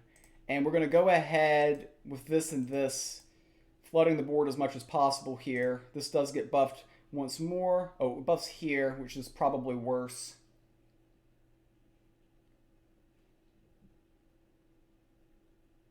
Yeah, it is worse.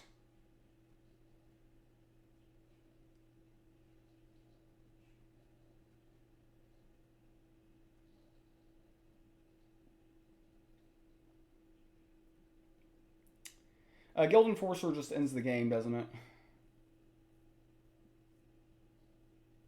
Yeah, I don't have a way to prevent the Ranger First Bow from killing me.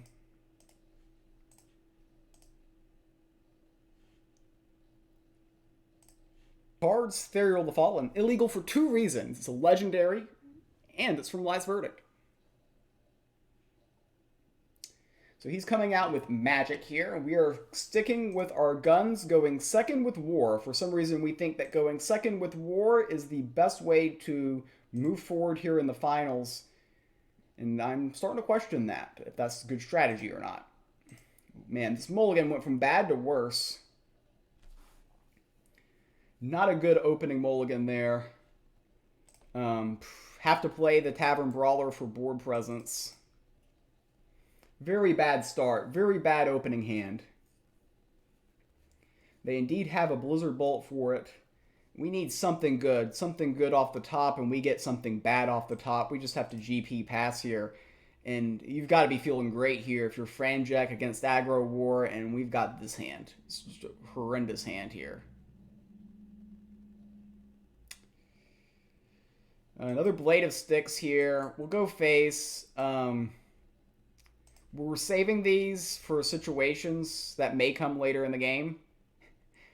If we ever do anything productive in this game. But a pretty bad opening hand here. Pretty bad start. They might have a lot of removal, though. Ooh, they tossed a flame at my face already. Yeah, they've definitely got a lot of removal if they're doing that.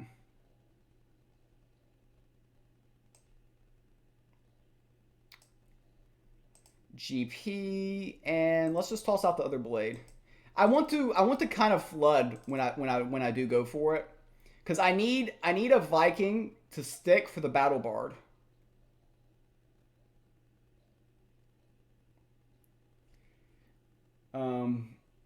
They might play a Guild Enforcer here, which might draw Longship Bam Bam Bam. Okay. So they teched in those for this matchup, clearly.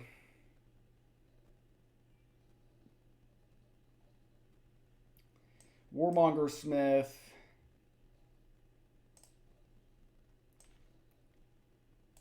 Push some damage here. I don't want to commit this yet. We're going to be a little bit cagey.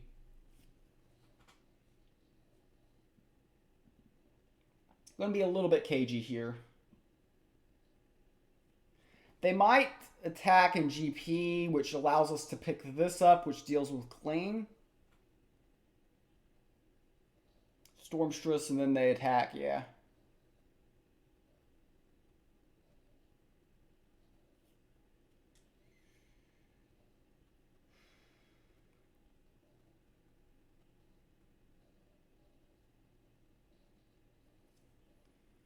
Warmonger Smith doesn't do too much here, does it?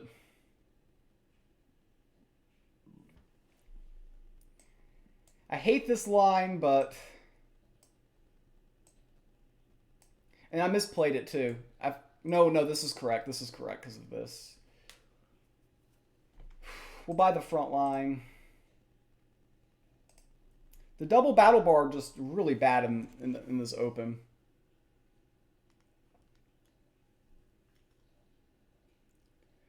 We're looking for something here to try to, yeah, they'll be able to clear the entire board with the Thaumaturge. Lay Horde to the face makes sense. Got to try to stick this Hidden Viking in the back here. See if we can ship it through with the Battle Bards and push a lot of damage through. I have a feeling he's probably going to peel a lot of things here. City Planner. Yeah, now I wish I had the Viking Longship because we could push a lot of damage. But we don't, so we can't.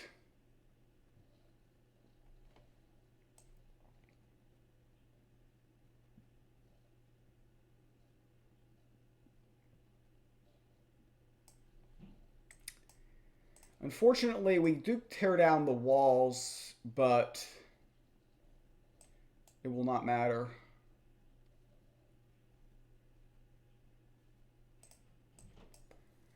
I did my order of operations wrong there. I should have led with this first and see if I could have gotten a buff there. I don't think any of this matters, though. He just board wipes me here and goes face and wins. Yeah, that works.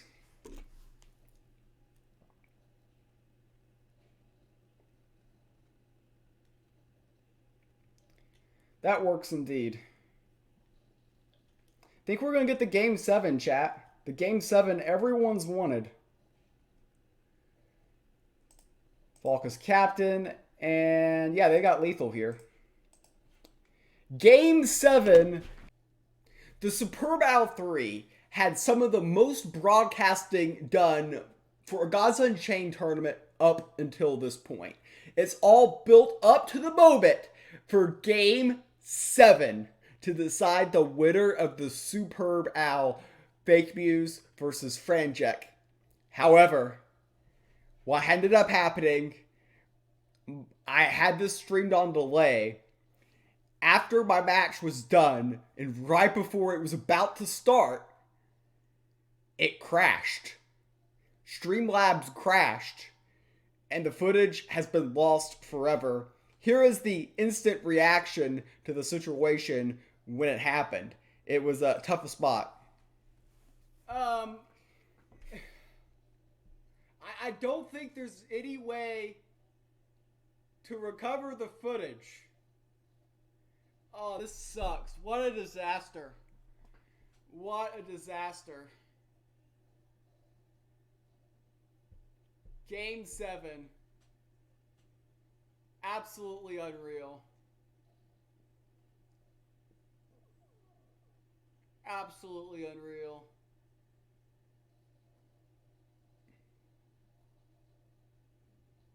The PC didn't get turned off. Here's the victory screen stilled up. I queued up versus a bot. Oh boy. A Charmander has a trophy and a lightsaber. You missed the celebration. And yeah, we won. It was an aggro war mirror, and we went first. And so what happened was Streamlabs went up for an update. I'm not kidding. It went for an update during Game 7 broadcast on delay. And since it was broadcast on delay, there's nothing I could do. Streamlabs